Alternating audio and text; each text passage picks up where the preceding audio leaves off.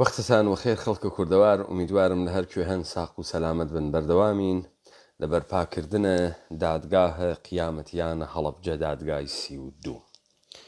بە بەشداریە کاک گۆرانە هەڵەبجەیی کە تا لە حەزاتێتر تەشریف تێرێ. ئەمما پێشووتر وەکو ئەوەی کە بتوانم زەهنیەتێک ڕوونتر بکەمەوە لە تەشکیلدان ئەم دادگاه، وەکو ئەوەی کە چۆن ئەتوانێت ڕای گشتی دروست بکرێت و ڕای گشتی چۆن ئەتوانێت کار بکات و زەرورەتی ئەمە بە چه سوورەتێکە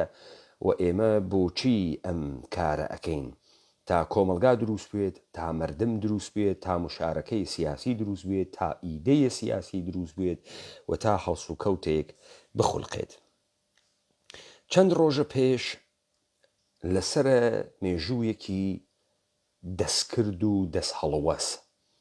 لەسەر مێژوویەکی جەعل، لەسەر ئەقداماتێک لە ڕاستای کاولکردنە ئێمە بەناوە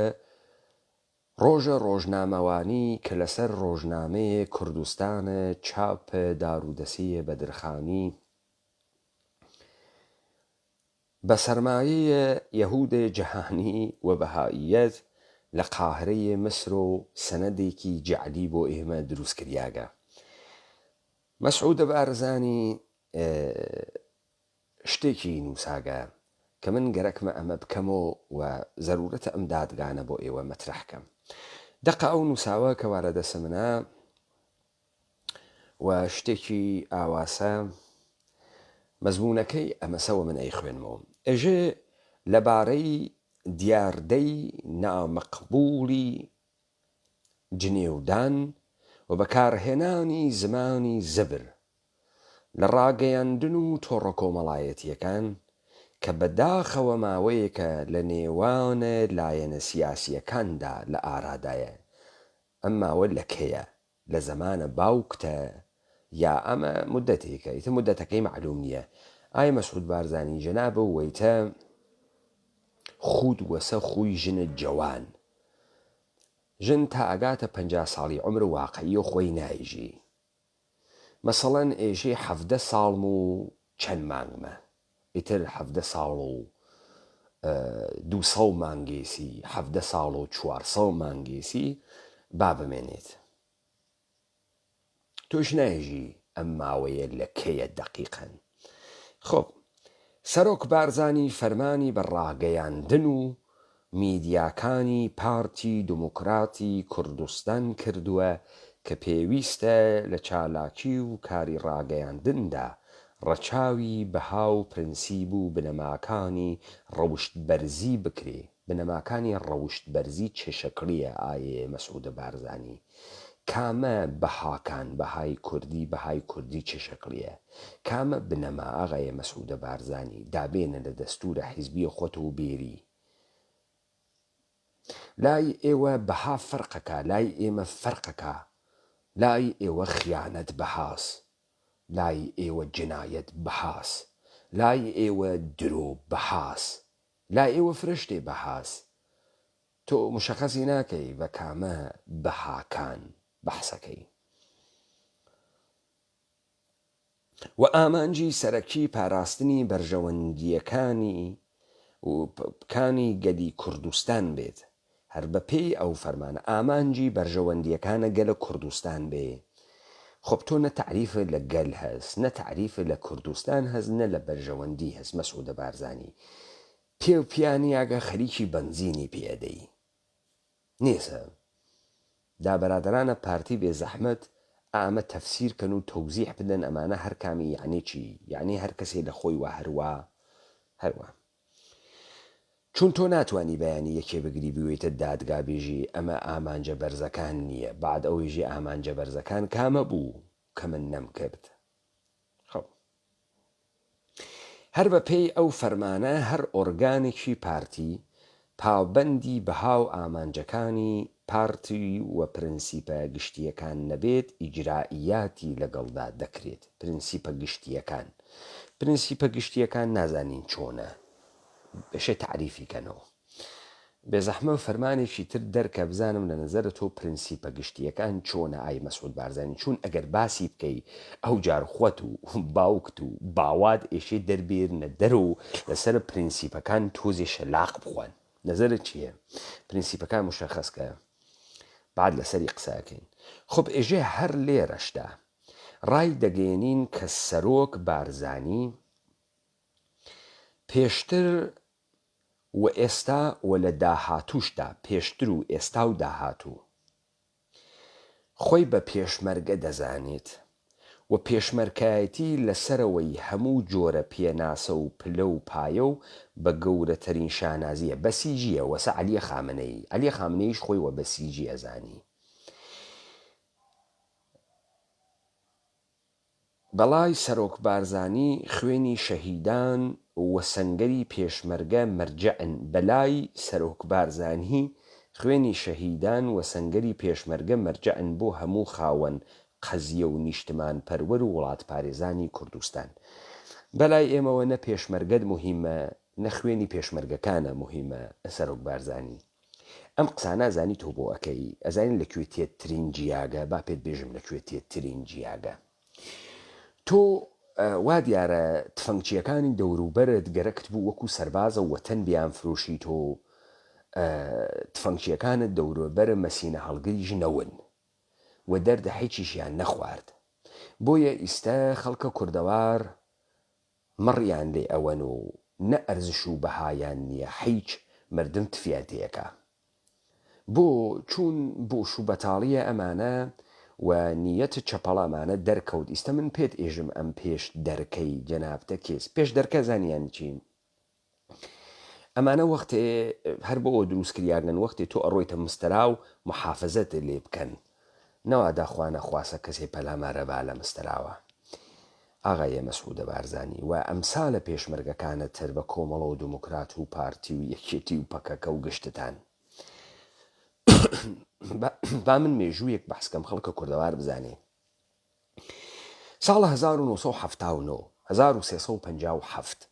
لە ئێران ئینقلابێکی ساختە کریا لە کۆرپۆرێشنە جوولەکەی ئانوسیە ئێرانی ئینقلابێکی ساختە کریا با بزانن هیچ ئیدەیەکی سیاسی نەهات بۆ ناوە مردم و مردم بەعام نەی ئەزانی چه ئیدەیەکی سیاسی گەرەکە کۆمەڵێک ئاعترازات سازمەندەهی کریا و لە پڕێکە کەسێک بە ناوی ئایەتوڵڵا خومینی دروست کریا و هاوریا ئێران تەبیعەتەن لە کاتە دەسەڵاتداریەتیە پەهلەویە یەکسری مؤسسات و یەکسری نەهات دروستکریاگە یەکێک لەمانە نەهاتهای ئەمنیەتی و نەهاتهای نظامی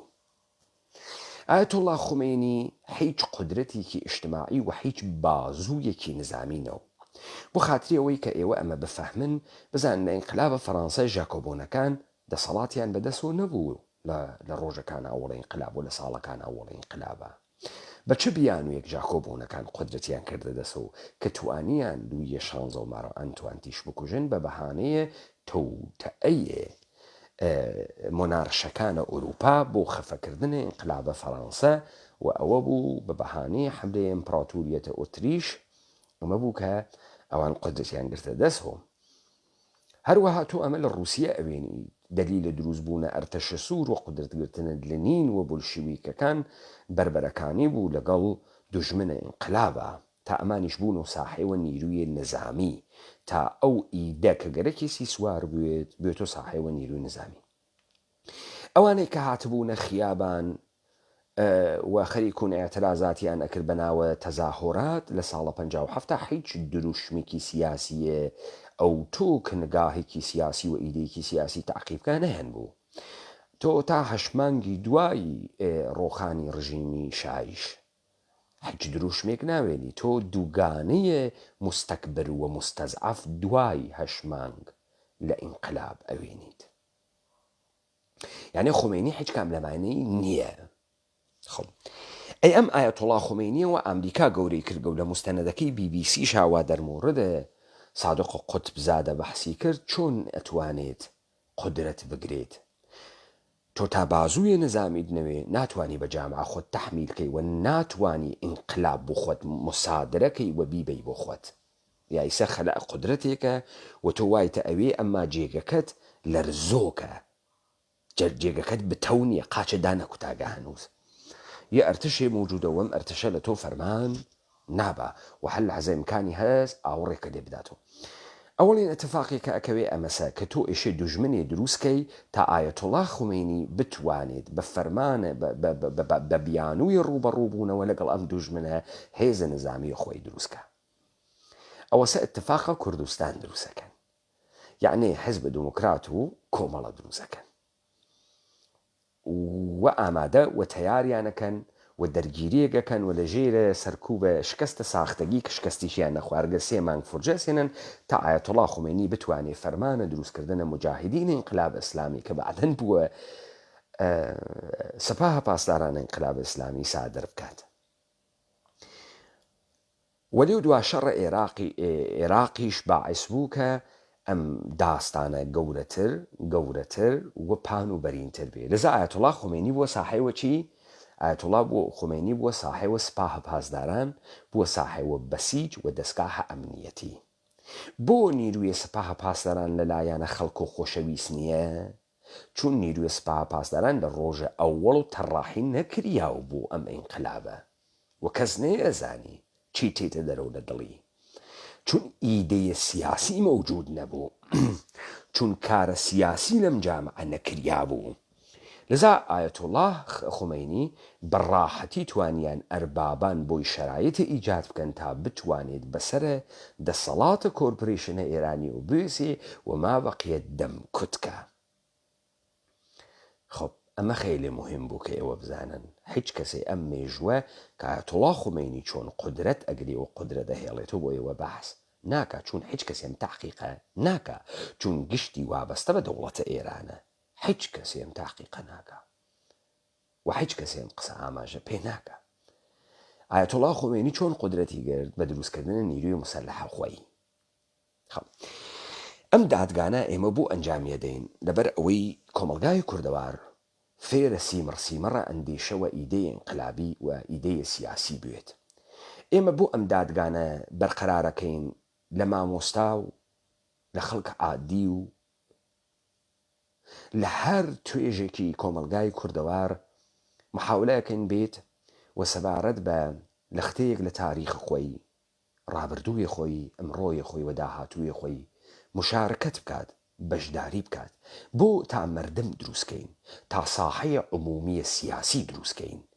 تا بزانین خواستە سیاسیە ئێمە چییە تا بزانین چۆن ئەتوانین خۆمان سازماندەییکەین ساڵ 1991 هەمان اتفاق کە لە ئێران کەوت لە هەرێمە کوردستانیش کەوت خەلە قدرەت دەوڵەتە عێراقی نفوزی نەما وەلذا مردم گشتی مسلح بوو گشتی مسلح و باوانەی کە چەکە جاش خەفیفەن پێ بوو تا ئەوانەی کە چەکیان لە پادگانەکانە بەدەساورد بوو تەبیعەتەن لەگرا ئێشی یەکی بوێت و حاکەمە ئەم بە ئیستلاح ڕاپەڕینە بە ئیستلاح ڕاپەڕین یا ئەم خەلە قدرەتێک کە دەوڵەتە مەرکەزیتیان نەماگە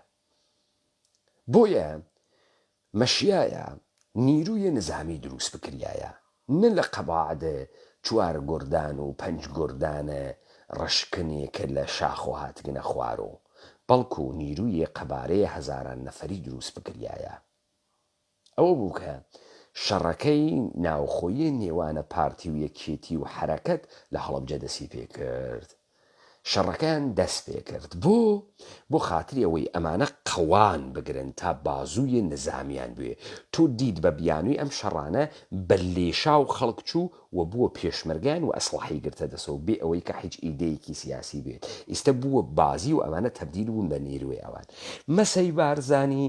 لەم مردمەی وا بووگن و مەسینە هەڵگر و تفەنگچی لەگەڵە سپێونەکانە خۆیانە ئیستا ئەترسی گەرێکی قداسەتیان بۆ بێرێتەوە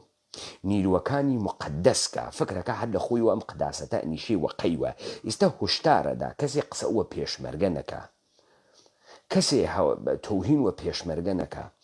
ئەمانە مشتێ فاسدە موچە خوەرە کاولە بێ بنەمای بێ ئیلتیجای بێ ئەخلاقە بێ پرنسیبن وا بووگنەوە پێشمەرگەی تۆ بێریان دا پێشمەرگەیەکە جورئەت کە دانەیە گەورە و جورئەت کا بێتە ئەگرا تا من دەرمۆڕدە سیاسەتەکانە خۆدا حیزب تۆ سوعالی لێکم بزانە وەکو گوێ درێژ ئەچەقێتە ناوە قۆڕ یان ناچەقێ. خب ئەو نیرووە بۆ منفورە مەسعودە بارزانی ئەزانی بۆ منفورە بۆ خەڵک تەنەفوری لێەکە وەسە سپای پاسداران ئەم نیرووە بووە بازووی قودرەتگیریە تۆ. ئیستا خەڵک لە کوردەواری داگیرکریاک لەلایەن عێراق بەژێرە دەسە ئێوە گیری کردگە بەژێرە دەسە مشتی جنایەتکارە وەکو ئێوە خەڵکتان برسی کردگە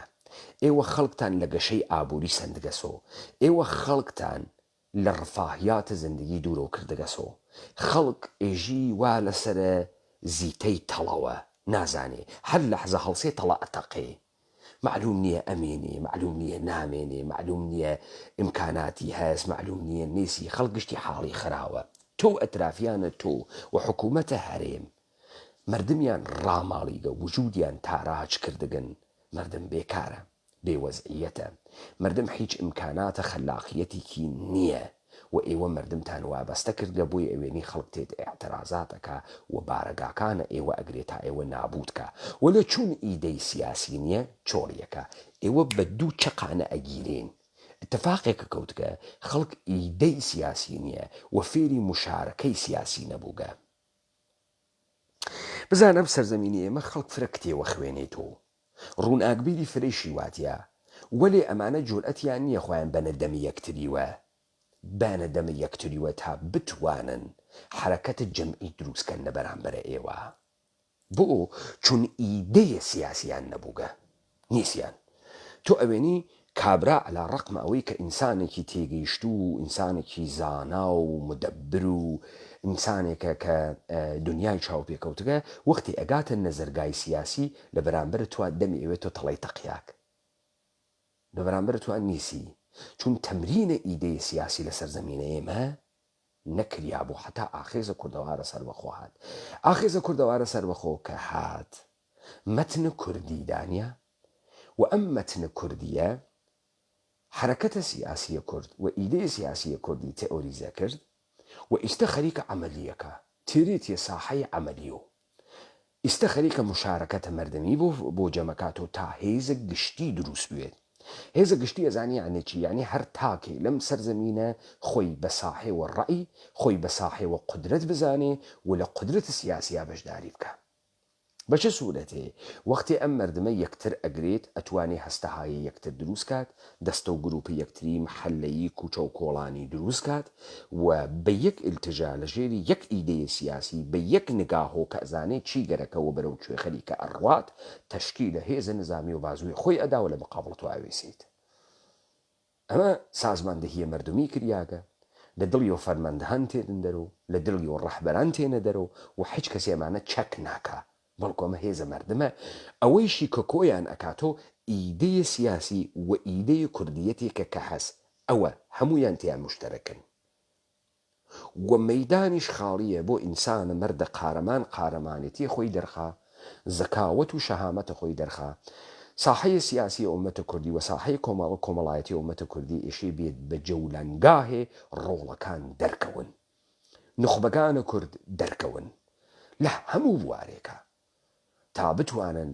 ئەم کۆمەڵگا دروستکەن تا بتوانن سەرزەمینە کوردەوار بگەشێن و تا بتوانن مەچەک و ڕوانگە و خواستەکان خۆیان و خولیاکان و ئارەزوەکانیان لەم سەرزەمینەوە لەم خاکە لە کناری یەکتریا بەدی بێنن ئەمە قودرەتە مردمە واخێزە کوردەوارە سەربەخۆ خەریکە بەردە بناغەیە ئەم قودرەتە مردمیە دابنێت تا مردم فێرە ئیدەی سیاسی بن تا لە ئەنجامە هەر تەغییرێکە عدەیەک مرتەجع سوارە بەرمەوجەکە نەون تحتە ناوە برسیەتی و تحتە ناوە فەقر و تحتە ناوە مستەزعەف سازی و تحتە ناوە فەقیر و هەژار غولێ لە تۆ غولتر دروست نەکەن لە تۆ جنایەتکارتر دروست نەکەن وەختی مردم ئیدەی سیاسی بوو ئەزانی چۆنە ڕاتە ڕێوە ئەزانێ گەرێکی چی بکات و ئەزانێ گەرێکی چۆن حرەکەت بکات چۆن خۆی سازماندەهی بکات پس ئەهدافە ئەمەسە و ئێمە ئەگەڕێن و بە مێژووە ئێمە خەریکین بەڕەسی ئەەکەین ئێوە کی بوون کە بە ئەگراگەین چیتان کرد کە بە ئەگراگەین بۆ ئەم مردمە حاڵی ڕۆژ لە دوای ڕۆژ خراوتر ئەوێت کورد کاولتر ئەوێ سەرزەمینە کوردەوار نابووتر ئەوێ ئەمە اتفاقێک نییە کە یەکشەوە کەوت بێت ئەمە اتفاقێکی درێژدایەنە کە ئێوەمانان بنەماڵەکەتان تاریختان تیا مشارەکەتێکی چڕ و پڕی بووگە لەم نابودی و لەم کاولیە کە لە لووتکەیە فەسادە ئیمڕۆژی تاناکۆ بووگەسۆ ئەمە اتفاق یەکشە و دووشەو نییە لەگەڵە خەڵکی بەڕەسی ئەەکەین وەڕای گشتی دروست ئەوێ وەڕای گشتی حکومە ئێوە ئەدا و بەرەبەرە ئەوێنیت بە مسلحبوونە لەگەڵە ئیدەیە سیاسیە تۆ جێگەیەکەت هیچ لەم سەرزەمینە نامێنێ دەبێت لە دادگاه مردم حزور پیاکەی ئیستا بە فەرمان پێش دەرکەوت فەنکیە فاسدەکانت بێکەرامەتەکانە دەوروبەرە بسێنی تۆ فەرمانەکە حتا کناراوەکە دەڕوا مەسعودە بارزانی جورئەتە نییە لە سەری ڕەش بێتە خوارۆ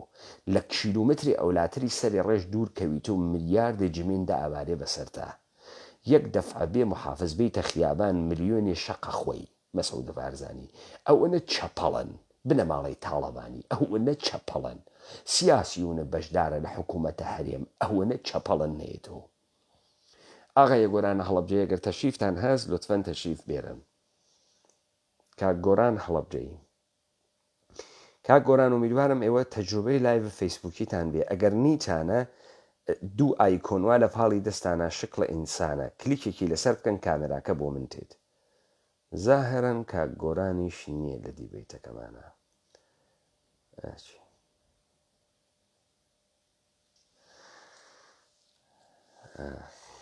تەشریفیان نییە کاک گۆرانە هەڵەبجەی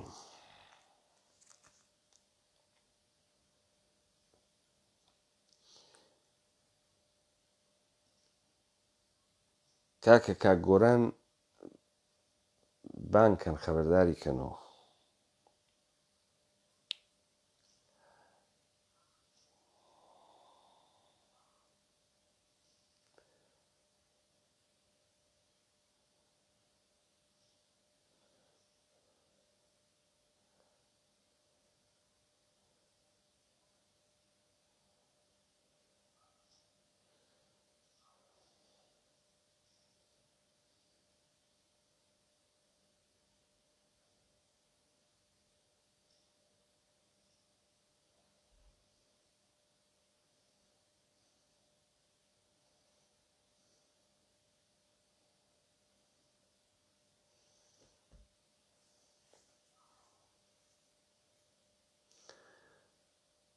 کاکە ئینڤایت ناکرێت براکەم ئینڤایت ناکرێت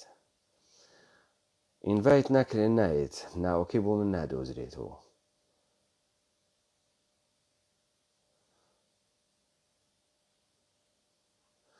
پێم وابێ ئێمە بەر لەوەی کە مشارەکەتە عمومی دروستکەین نیشە مشارەکەتە سایبریش دروستکەین ئاموزشێک بدەین کە مردمە ئێمە بتوانێت لە شەبەکەی اجتماعی استفادەکە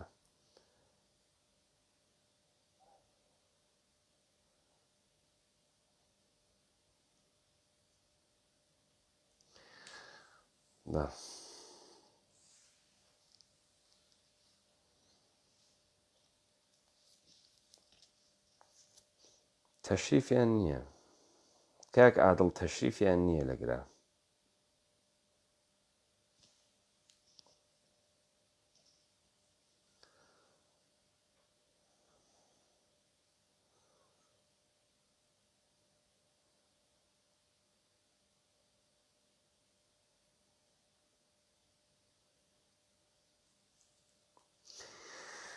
نەخێر تەشریفیان نییە وا دیارە ئەمشەو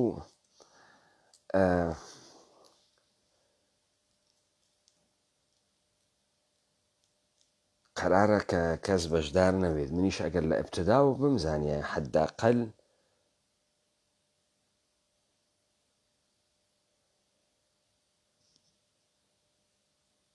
کورە قسەیتەکامەکە کاک عادڵ بابێتە ژوور و ماڵ داواوێ ئەگەر من بمزانیە ئەم ئەتفاقەسە خۆب حتمما مقدمەکەم توولانی ترە کردەوە من لەبەر ئیشان مقدمەکەم کورتەوە کردەوە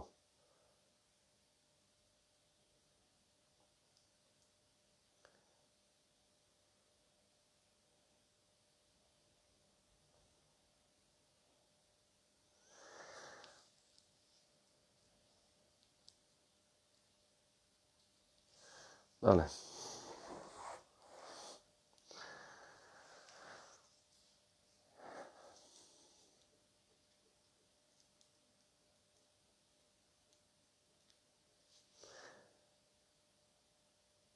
چی نایەت کاک گۆران ئێستا تەشریفتان هاورد یەک دقیقە بزانمەتوانم ئینڤایتتان کەم کاک گۆران مۆبایلەکەتان عەمودی بگرن ئەوە ئەدەم بۆتان هەنارد نایەت کاکە عەجیبە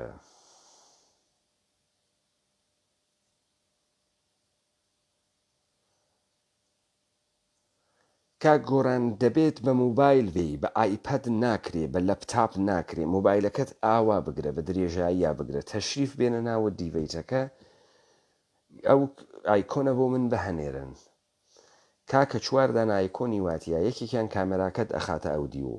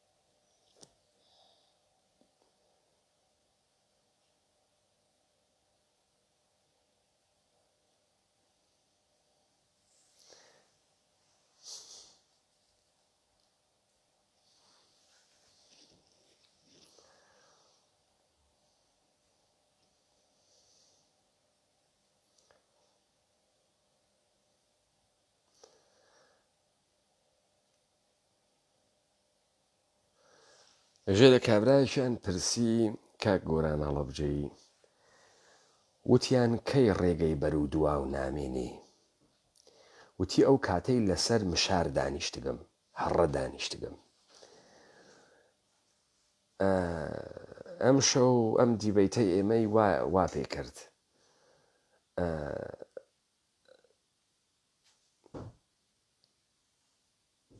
ڕێگەی بەر و دوای لێمان بەستەوە یعنی من نە مقەدەمەکەی خۆم دروست هاتم نە بەشداریە کەس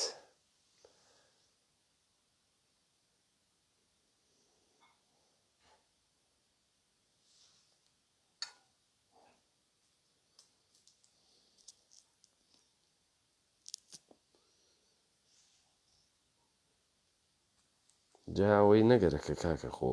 بە فەیسبوک زەنگی بۆ دەم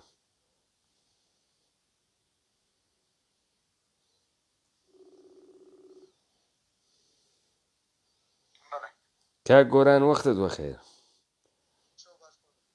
نەکریاوانە قەی ناکە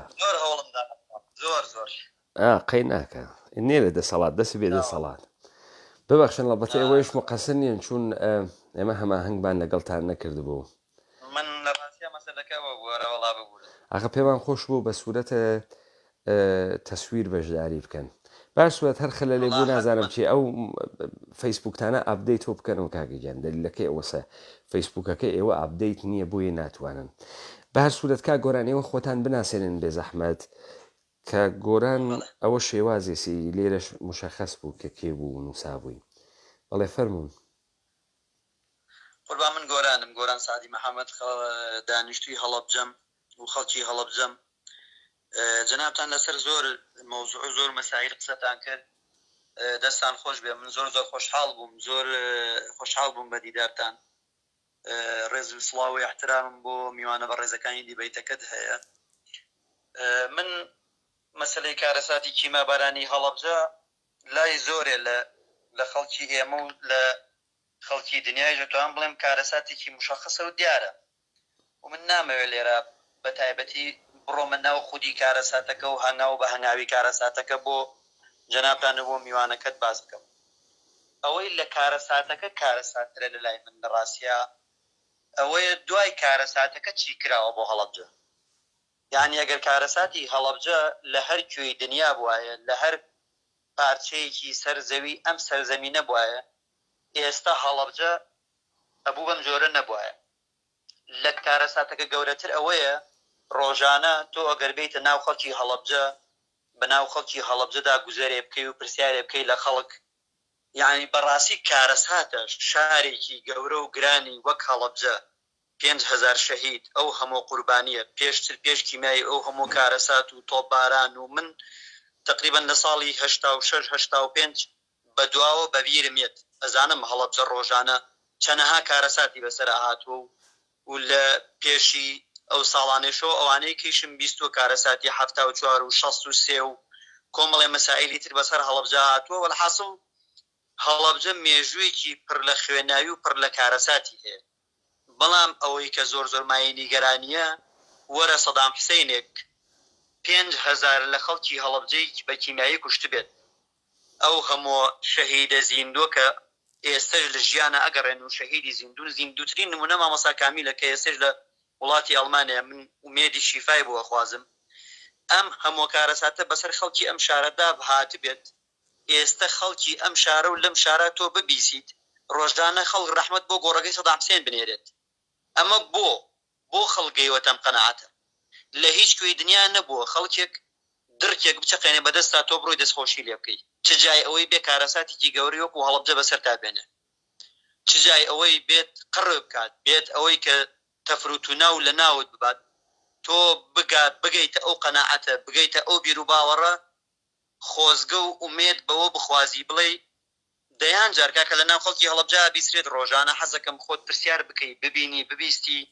خەڵک ڕەحمەت بۆ گۆڕەکەی سەدام حسین بنێرێ ئەمە خۆی بۆ خۆی هەزارەها پرسیار هەڵەگرێت بۆ خەڵکی هەڵەبجە دوای ئەو هەموو برینە دوای ئەو هەموو کارەساتە گەورە ڕەحمەت بۆ گۆڕەکەی سەدام حسین بنێرێ. کاکە ئەمانە لە ساڵی 1991 من بەبیرمەوە و ئێستا کە قسە لەگەڵ جەنابتان ناکەم ئەمانە کە هات نەخوارەوە تەنانەت ڕنگ و ڕوویشیان لە ڕنگ و ڕووی خەڵکیی ئاسایی نەچوو ئەوەنە برسی بوون ئەوەنە لاتولوت و بێپارە و نەخۆش و نەخۆش ڕنگ بوون. بڕۆ ئێستا سەیری کە کاکە ئێستا ئەمانە تەنها لەسەر مەریخ ماوە بتوان خەریکی دروستکردنی ژیان و ڕەفاهێتی کامل و ئەمەی کە ئێستا هەیەە بە هەموو درێژایی ژیان بە دیرۆوەریش و بە خەویش نیان بینی. ئەمە لەسەر چی؟ لەسەر پشتی کێ لە خوێن و لە بەرهەمی خوێنی ڕژاوی کێ ئەمە دروست بووە کە ئێستا دروست بووە. بڕواتان هەبێ کاک پەیمان من هەنێک لە برادرانی ڕۆژهەڵاتە ناسم یەک وەسیەت هەیە بۆم کردوون هەمیشە و حەزەکەم ئەم وەسیەتە لێرەوە بگاتە کوردی خۆشەویستی ڕۆژهەڵات هەرگیز تەمەنای خود مختاری وەکو ئێمە مەخواست هەرگیز ڕۆژێ لە ڕۆژان بە خەیاڵتانە نەیەت تەمەنای ئەم خود مختاری و نمونەی ئەم خود مختاری بکەن کە ئێستا ئێمە هەوانە چون ئێمە تووشی کارەسات بووین گەنج نەما لە وڵاتەکە کە هەمی لە دەریای جەتیاج گەنج نەما هەمی تووشی فەساد و تووشی کۆمەڵی مەسائلی زۆر لە گەورەتر بۆ یانی هەر ڕۆژێ و بە جۆرێ لە جۆرەکان خەڵک گەوجاندن خەڵک نازانی چۆن باسی ئەم کارەساتانە بکە هەیە تەنها کیمیاباران بە نمونە وەرگری کارەساتی زۆر لە کیمیاباران گەورەتر لە کیمیاباران خراپتر لە کیمیاباران کارەساتر ئەمانە کاکە لە دوای ساڵی 94 دەیان ئەوەندەی ژمارەی شەهیدانی کیمیاباران لە شەڕی براکوژیا کوژراوە ئەمانە ئیشیان لەسەر گەوجاندنی خەڵک گۆران ببوورە تەمەن چەندە کاک گۆران گەنجی من تەمەنم 42 ساڵە 42 ساڵم ئێستا لە تەمەنی 42 ساڵی ئامێستا من کە ژیانە گوزەرێن بەڵام 42 ساڵی چی ئەتوان بڵێم زیاتر لە 25 بۆ 30 ساڵی بەس دەناو کارەسات و لە ناوەها تۆپە تەقێت ڕاکە پرسیارەکە لێ بکەم کاک گۆران کاک گۆران بە خوێندنەوەی جەنابەت ئێستا بۆ واسە دەلیلی چییە؟ بە نەزەری جەنابەت دەلیلی شەرارەتە دەلیلی خوی خراپە دلیلی چییە؟ یا ئەمە ڕەگێکی مێژوویی هەست یا ئەمە بە بەرنامەست؟ با من مثالێکت بۆ بێرمەوە کاک گۆران. تۆ بڕۆ متابعەیەکی ساڵەکانی 60ەکان و 50ەکان بکە، هەڵەبجە لەگەڵ 60ەکان و 50ەکانە بسەنگێنە. لامان کاتدا من نایژم هەڵەبجە، تەنانەت ئێرە کرماشان هەڵی سەنگێنە. تۆ وەختی ئێژی شارە کرماشان یا ئێژی شارە هەڵەبجە ئەوەڵەن لەگەڵ ڕێژەیەکی کەمتر لە خەڵک ڕوبەڕوویت. دوو، لە هەموو بوارێک و لە لەحازە ڕفاهیاتە ژیان و تا ئاستە سەقافەتە خەڵکەکە بە نسبەتی ئەمڕۆوە وا لەسەرترۆ. نوکتەرێکی تریش هەست و ئەویش ئەوەسە گەنجی ئەم دەورانە ئەکسەریەتیان بێسەوات کریاگن یا گەن سەوات کریاگن. مثال جنابەت ئاماژەت بەوە کرد کە هەر ئەم گەنجە جوانە هەرم خەڵکی هەڵەبجە ئاوات ئەخوازێ کە سەدام حوسێن وایە و جەنابیشت هەڵبڕیایەوە بە منت وت بریا لە هیچ کوێیەکی ئەم کوردەوارە هیچ کەسێک بە ناوی کورد فکر نەکا کە دەسەڵاتێ بگرێتە دەسەوە. ئەمەت بە من وت. ئیسم گەرەکم بزانم خوێندنەوەکەی جەنابەت چییە؟ جەنابەت بۆ فکرەکەی من ئەزانی بۆ کاک گۆران هەر لە سەرەتای فەرمایشاتە جەنابەت و تا بە ئەم دەقیقە من نەزەرێکی ترم هەست، بەڵام من گەرەک من نەزەرە جەنابەت بزانم هەروواکە ئەم قسانی جەنابەتە تقریبەن قسەی شەقامە، قسەی خیابانە، قسەی مردمە. ئەو مردمە ئەم قسە گشتی تکرارەکاتەوە. من گەرەکمە بزانم لە پشتە ڕوانگەی جەنابتە ئەو جار خوێندنەوەی جەنابەت چیە؟ مەسەڵەن ئێستا ئشارەت بەوە کرد من باوەڕ ئەەکەی هەزاران بار ئەمە بیستگە تۆ لە عەرەبانە چی گرتگە تا جگەرە فرۆشە ناوە خیابان تا ئەوەی کە بەخۆی ئێژێ ئوستادە دانشگا بارسوورەت هەر کام لەمانە بۆ خۆیانی مرتبەتێکی لە معرفەت بەحسەکەن، وەلی ئەم قسەی گشتیانە. کابرا لە شاخ و هاتووە خوار سپێون و ئیستا هات کەسە ئەگرا سوورەی سەرکۆڵمانی تێ بە 4 ژن و 5 ناگیرێت. پیاکان گشتی تووشی سوزاک بووکن، ژنەکانیش ئەوەنە کۆزمەتیک سەرگیریان کردگە وەختە بتەقێن. ئەمانمانە بارها بیستگە. خۆ نەزەرت جەنابەت چییە؟ بۆ وابوو؟ بۆ وای لێ هات؟ یعنی تۆ تەسەورت چ بوو؟ تماشاکە شعرێک هەست کە منتەسەبە بە کەسێک بەنهاوە مەولانا کە ئێژێ هەر کەسی ئەزەن خۆت شد یاوڕەمەن، یعنی هەر کەسێ بە خیاڵە خۆی بوو. پێشەکێ مقدمە من شتێکم لە مەسعود بارزانی خوێند و مەسعود بارزانی نە تعریفی کردگە گەل چییە، نە تعریفی کردگە بەها چییە، نە تعریفی کردگە بەها بەرزەکان چییە، نە تعریفی کردگە و تعریفیشی ناکاتەوە چون ئەگەر بیکاتۆ خۆی تیا ناکەفێ، عەبدولسەلامە باوایشی تێ ناکەفێ. نە تعریفی کردگەس و بەرژەوەندی چییە، بەرژەوەندیە ملی چییە؟ تو وەختی ئەمانە تعریف نەکریاگەس و مردم چه تەسەورێ بەلای دروزەوێ؟ بزانە بامە مثالێک بەم کاک گۆران، من ئەزانم کاتە جەنابتم گرت وەلی بە هەر بزانی من 14-15 ساڵم بوو، ئیدەئالیست بووم. ئیدەئالیست بەو معنا خۆ خەڵکە ئێمە فەقیرن، مەسەڵەن ئێمە بەیە تربیەتێکی سادەی کوردی دروست ئەوین کە هیچ پیچیدەگیەکمان نییە، فرە سادە و ساکارین لەو ئەوەی کە کڵاوچێتی نازانین، نازانم فرشتی نازانین. بگذاریم من خۆمم بە چەپ ئەزانی و ئیدەکانە چەپم متالعە کرد و سەریشم ئەزرینگیاوە حاڵیم نەئەو، وەلێ لەمە تێگەی بووم. پێم وابوو کە ناعەداڵەتی لە جامعە دروستبووێ جا گۆرانێکی فەرهاد بوو لە ئەوڵ و دەستی پێ کرد ئەیوت پێغەمبەرە ئیسلام وتکێسی ئەلمولک یەبغا مع الکفر ولا یەبغا مع الظلم. ئەمە بوو بە مخەیلەی من فکرمە کرد ئەگەر من پوڵ لە گیرفانم نەوێ مەسەلەن پاکەتێ سیگار بسێنم عەلیە خامنەی ئەڕوخێ. من فکرمە کرد خەڵک وەختێ برسی بوێت وەختێ گشتی ئێژێ گرانیە ئیتر ئینقلاب ئەوێ. جا من ماتەڵم خەڵک لە تاکسی ئەیوت گرانیە، لە سەفە نانەوایە ئەیوت گرانیە، خەڵکەی وت ژانمان بۆ ناکرێ، خەڵکەی و کاول بووین، خەڵکەی ئەمە ئۆخەی ئەوە ئیسێتر ئینقلاب ئەکرێ. دیو دووە بووم دەرکەوت کە گەورەتر بوو کە چڕوپڕتر هاتمە ناوە سیاست شتێکی ترم بۆ دەرکەوت من پێم وا بوو دەوڵەت بۆ خزمەت گوزاری دروستکریاگە و خەڵکی ئێمە فکرەکات دەوڵەت باوکە و تەبیعەتەن باوگەیشەی بیژێنێت و ژیانە خۆشێکی پێبا بەرەبەرە کە گەورە بووم هاتم لەگەڵم ماکیاوەلا ئاشنا بووم کە کۆڵەکەیە فەلسفەیە سیاسی دنیای جەدیدە ماکیاول ئێژەی سیاست یعنی هوەری بەدەستهاوردنی دەسەڵات هێشتنەوەی و بەردەوامکردنی بەدەستهاوردنی دەسەڵات هێشتنەوەی و بەردەوامکردنی تەبیعەتەن تۆ لە هێشتنەوەیە و لە بەردەوامکردنیە بالئەخرە تۆزێک خەدەماتیش ئەخەیتە بەردەسە مردم کە هێنە خودە مردمە سروەتە مردمە کارە مردمە خێتە بەری دەسە من ئێستا من پێم وابێ نەزەرەکەی خۆمم بود بزانم خوێندنەوەی جەنابەت وە شەقام چۆنە بۆ من ئەم دەفعە لەگەڵ جەنابەت تاگەرەک مەجۆرێکی تر قسە بکەم چون جەنابەت 42 ساڵتە جوانێکی لە کەفە خیابانە هەی وە پڕی لە تووڕەئیە کەفە خیابان جای سەگەرەک بزانم خیابان چۆن ئەمە لە یەک ئەداتەوە فەرموو کاک گۆرە ئەزانی چۆنە کاک پەیمانجان لە هیچ کوێی دنیا نەبووە ئینسان مەسەلەیەکی کوردی هەیە ئەڵێ لە کانیە کە ئاوت خوات بەردی نابێت یەفڕەبێت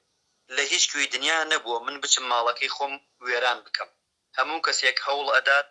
باشترین شێوە بە جوانترین شێوە ماڵەکەی خۆی بنیاد بنێ وڵاتەکەی خۆی بنیاد بنێ هەرێمەکەی خۆی بنیاد بنێ هەر شتێکی ناوەنی ئێمە لە دوای لە ناوچوونی ڕژێمی گۆڕبەگۆڕی سەدام حوسێن کە هەڵوە شاو لە ناوچوو خەڵک بە ئومێدی زۆرەوە ڕوانی لە دەسەڵاتی کوردی خەڵک زۆر گەشتبین بوو بە ژن و بە پیر و بە گەنج و بە لاو و بە مناڵ ئەتوانم پرسیارکە لێ بکەم کاکە گۆران هیچ وەخت لە بینی خۆتانە ئەم سوعالتانە کردگە کە ئێژن دەسەڵاتە کوردی یعنی ئیدەی سیاسی یعنی ئیدەی ئیدارەکردن خۆ لە چەخماخە و خۆ لە سەنگاوی و مەسعودە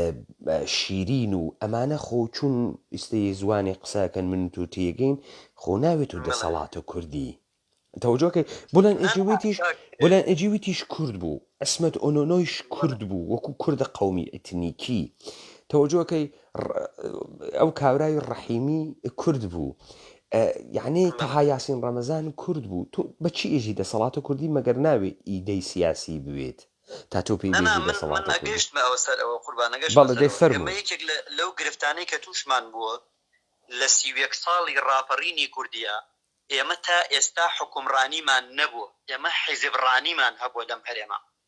حیزب حکمی ئەم وڵاتەی کردووە بە میزاجی حیزبی ئیش و کارەکان ڕۆیشتووە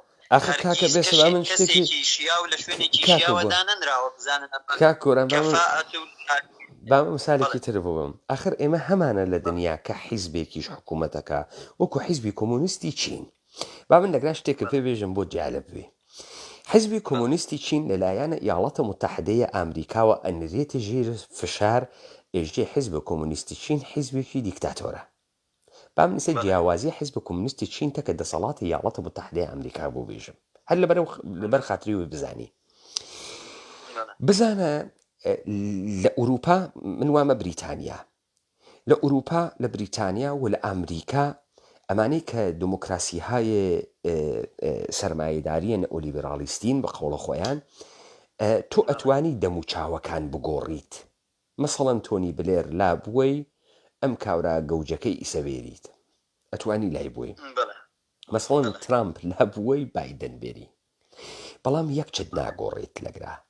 لەگرا پۆلۆسی ناگۆڕێت پۆلۆسی یعنی دەستورالعەمەل پۆلسی ناگۆڕێت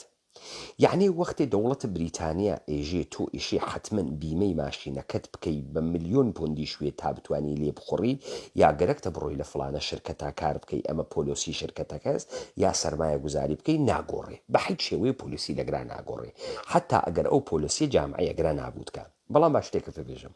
لە چینا دەموچاو ناگۆڕێت وەلێ وەکو ئاوی خواردن پۆلسی ئەگۆڕێت تەوەجۆت کرد یعنی چی؟ یعنی چین بۆ خاتری ئەوەی هەر جۆرە تجارەتی بکا و هەر جۆرە سروەتی بەدەستبێرێ هەرچی قەوانینە ئیدارەی خۆیە ئەیگۆڕێت وەلی لە ئەمریکا و لە ئەوروپا ناگۆڕێت بۆیە ئەمەوت ئەمە خوێندنەوەی خەڵکی لە شەقامە بوو ئێژێ حکمڕانی نییە حکمڕانی حیزبیە وا ئێژن خەڵکی کاکە حتمما وایە کاک گۆران دێخۆ حیزبی بەعسیش حیزب بوو وانە بوو ئەزایی چۆنە کاک پەیمانجان بە بەراورد بە حیزبی بەعس و بە بەراورد بە حیزبی کۆمەنیستی چینی ئەمانە بە 100 ساڵی کە ناتوانانی بەراورد بکەی بە ئەوانە حیزبی بەعسی عەرەبی ئیشتراکی بە هەموو زوڵم و ستەمەکەی وەکە ئەی کرد حیزبێکی سیستەماتیک بوو قرارێک کە لە بەسرە دەرەچوو کە جنوبی عێراقە هەتا تەوێڵە کە شیمالی عێراقە وەکو یەک هەموو شخصەکان وەکو یەک ئەم بڕیارە تەنفیزەکرا بەسەرا لێرە لەم هەرێمەی ئێمە ئیش بە یەک یاساکرێت تەنها زەرێرت بۆ حیزب نەبێت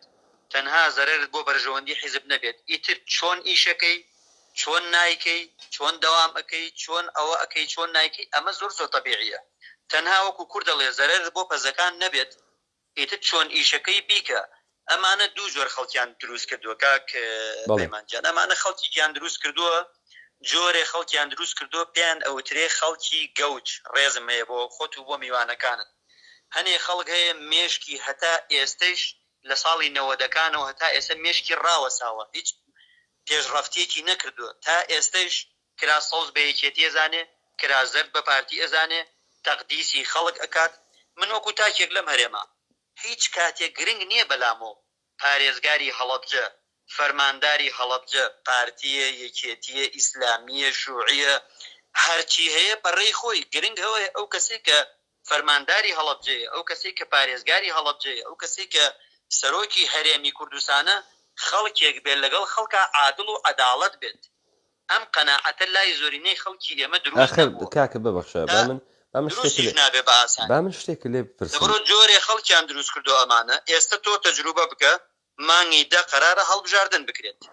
لە 2 مانگ پێشی هەڵبژاردننی هەرێمی پێشی هەڵبژاردننی عێراق کە هەرێمی کوردستانیش بەشێکە لەوە بەشدارە بێت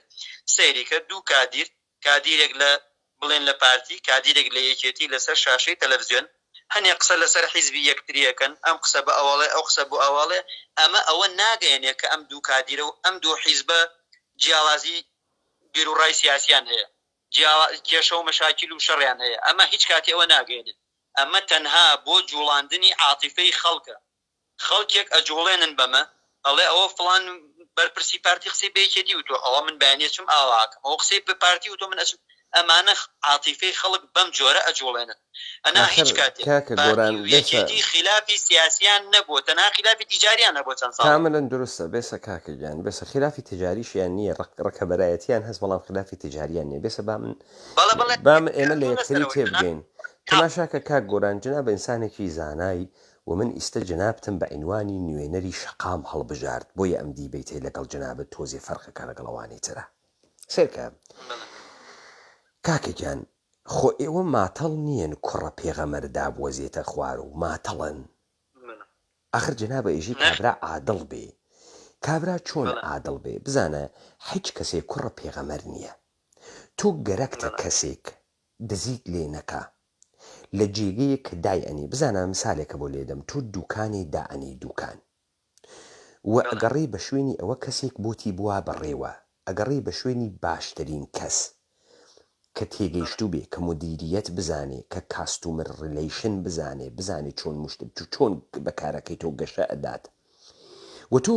باشترین مەعاشی بۆ دەرنەزەرەگری وەکو پاداش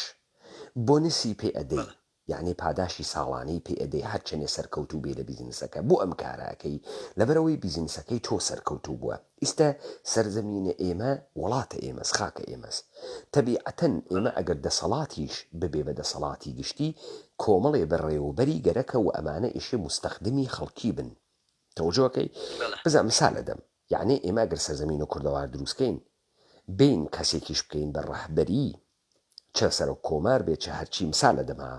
ئەگەر حازر بین مانگێ 5 بلیۆن دلاری معاشی پێبین میلمانە ئیدەینی بۆ ئەوەی کار بکە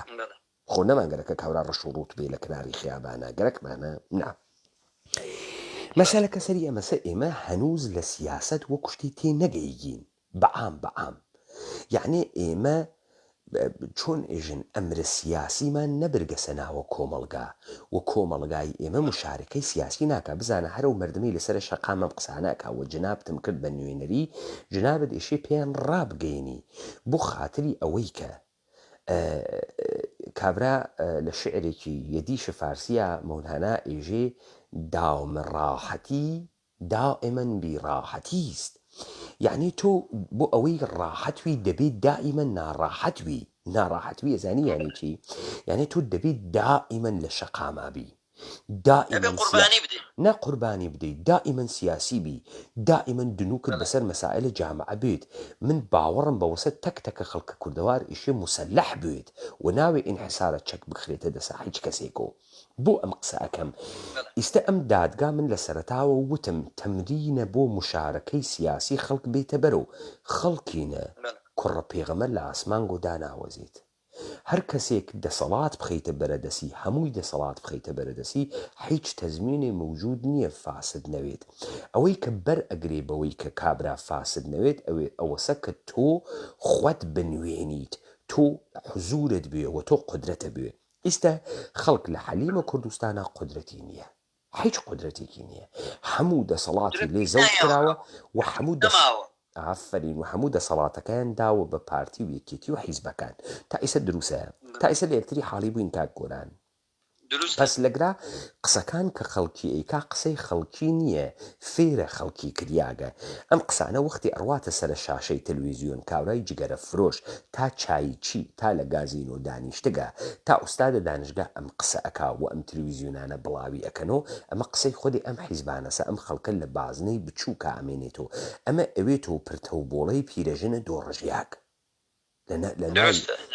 لە ناوی ئەمە هیچێ نایێتە دەرەوە ئاغاگیان بێتە گفتاری بێکردار گفتارێک کە ئیدەینێ لە پشتا ئاغاگیان تۆ ئیدەی سیاسی نیە تۆ هیچ فەرزێکە لە سیاست نییە تۆ ئەسڵەن خۆت بە ساحیبی ئەم سەرزەمینە نازانی تا پێت وایە مەسئولیاتی شت هەست وەگەرەکتە دەسەڵات دروستکەی و لەم دەسەڵاتە مشارکەتت هەست ئەزانی چی بەسەر ئێمە خۆمیاگەم یەکێک لە دەلایلی کە توانیان سەرزەمینە کوردەوار لە دەسە ئێمە دەربێرن ئەوە بوو ئەی بە دەوڵەتە ئێمە ئەوە بوو دەوڵەتی مردمی بوو دەوڵەتی ئستبدادی نەبوو ئەتەوەجود کرد حکوومەتت دانایان بوو و لەگرام مردم تیا بە بیاوبەست شرکەتی کرد و وەکو ئاوی خواردن قەبارەکەیان گۆڕی شقلەکەیان گۆڕی ئیستا با بڕێنەوە سەر قسەکانە خۆمان کاک گۆران خب کاک گۆران جنابەت وتت و قبوڵت کرد کە ئیدەی سیاسی و مشارکەی سیاسی لە ناو مردمە ئێمانە بزانێ ئێمە دادگای قیامەتیانە هەڵەبجەمان دانیاگە تا دەری بخەین کێ هەڵەبجەی دروست کرد هەڵەبجە چی کریا تاگەیی بە هەڵەبجە و کێ هەڵەبجەی بەردەوام کرد و بەردەوام بوونە هەڵەبجە چۆنە مثالمان هاوردۆ خەڵک بێخەبەرە خەڵک ئەوەی تۆ قیامەتیان و هیچ بنەمایەکی نامێنێ یعنی وجودی بەغارەت ئەچێ بە تاڵان ئەچێ یعنی بێتەعەلق ئەکرێ یعنی بێ سەرزەمین ئەکرێ ئستەیتلس ئەکرێ بێ قیەم ئەکرێ شخصیت لە دەست ئەدا ئێمە بۆ ئەمە ئەیژین ئێمە خەریکین مشارەکەی ئەوانە ئەدۆزینەوە و ئەم هەڵەبجەیانە دروست کرد بزانە خەڵکی هەڵەبجە بەم حیزبانە گیریان تا بکوژرێن وایان پێ بکەن ئێستا من پرسیارم لە جەنابەت ئەمەسە ئەمانە لە توو لە ئەم دادگا مشخص بوو گە جنایەتکارن یعنی جنایەتیان بەر عەلەیهە کورد کردگەوە سەرزەمینە کوردەوار کردگە تا بینە قاقاوانە ناوی جنایەتە سزای جنایەتکاریش سەدەن جار مەرگە نە یەک مەرگ من پرسیارمەوەسە خەڵکی ئێمە چۆن تەوەقعەکە لە جنایەتکار جنایەت نەکا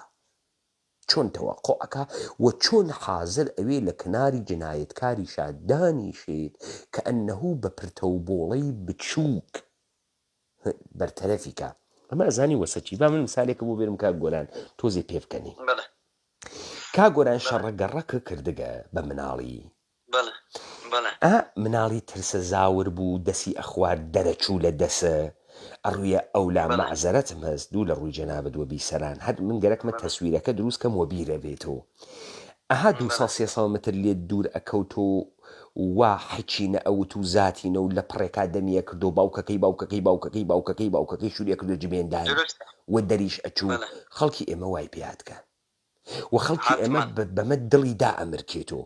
ئێژێ بابێ من ناوە ئەو لایڤە فەیسبووکی دوو قسە بکەیتەوە بارزانی کەف و کوڵت دڵم دا بمرکێتەوە دەی ئەمە قوربانگیان ئەمە نەموشارەکەتە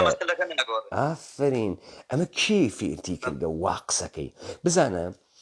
کاگۆران مردمە ئێمە ئێشێ بفەحمێت معنای جنایەت یعنی چی و ئێشێ بفەحمێ بەرامبەر بە جنایەت ئێشێ هەڵوێست بگرێت ئەگەر بەختەوەری گەرەکە ئەگەر سەروەری گەرەکە ئەگەر دەسەڵاتی گەرەکە ئەگەر گەرەکی خۆی بنوێنێت و بە شکۆی ئینسانی بژیت ئێشێ بتوانێ هەڵوێست بگرێ وانێ کاک گۆران ئیستە فەرمووی ئەوە ئیدامە بن ئەزانی چۆنە کاک پەیمانجان لە دنیا ئەمڕۆ ئەگەر بتەوێت تۆ سیستەمێک بگۆڕی ئەگەر بتەوێت دەسەڵاتێک بگۆڕی بەچەند ڕێگەیەکە گۆڕی یەکێ لەو ڕێگانە پێی ئەوترێ هەڵبژاردن بەداخەوە هیچ بایەخ و هیچ بەهایەک و هیچ قیمەتێک بۆ هەڵبژاردن لە هەرێمی ئێمە نەماوە کاکە هەڵبژاردن مەعزەرەتە مەز لە هیچ کوێی دنیا دەسەڵات بە هەڵبژاردن ناگۆڕێت دەسەڵات کە بیگۆڕی یەکێکە لە ڕێگاکان یەکێتر لە ڕێگاکان جوڵەی شەقامە جوڵەی شەقامی ئەمڕۆی ئێمەی هەرێمی کوردستان بزوێنەرێکی زۆر بەهێز نییە ببێتە پێشڕەوی شەقام و شەقام بجوڵێنێت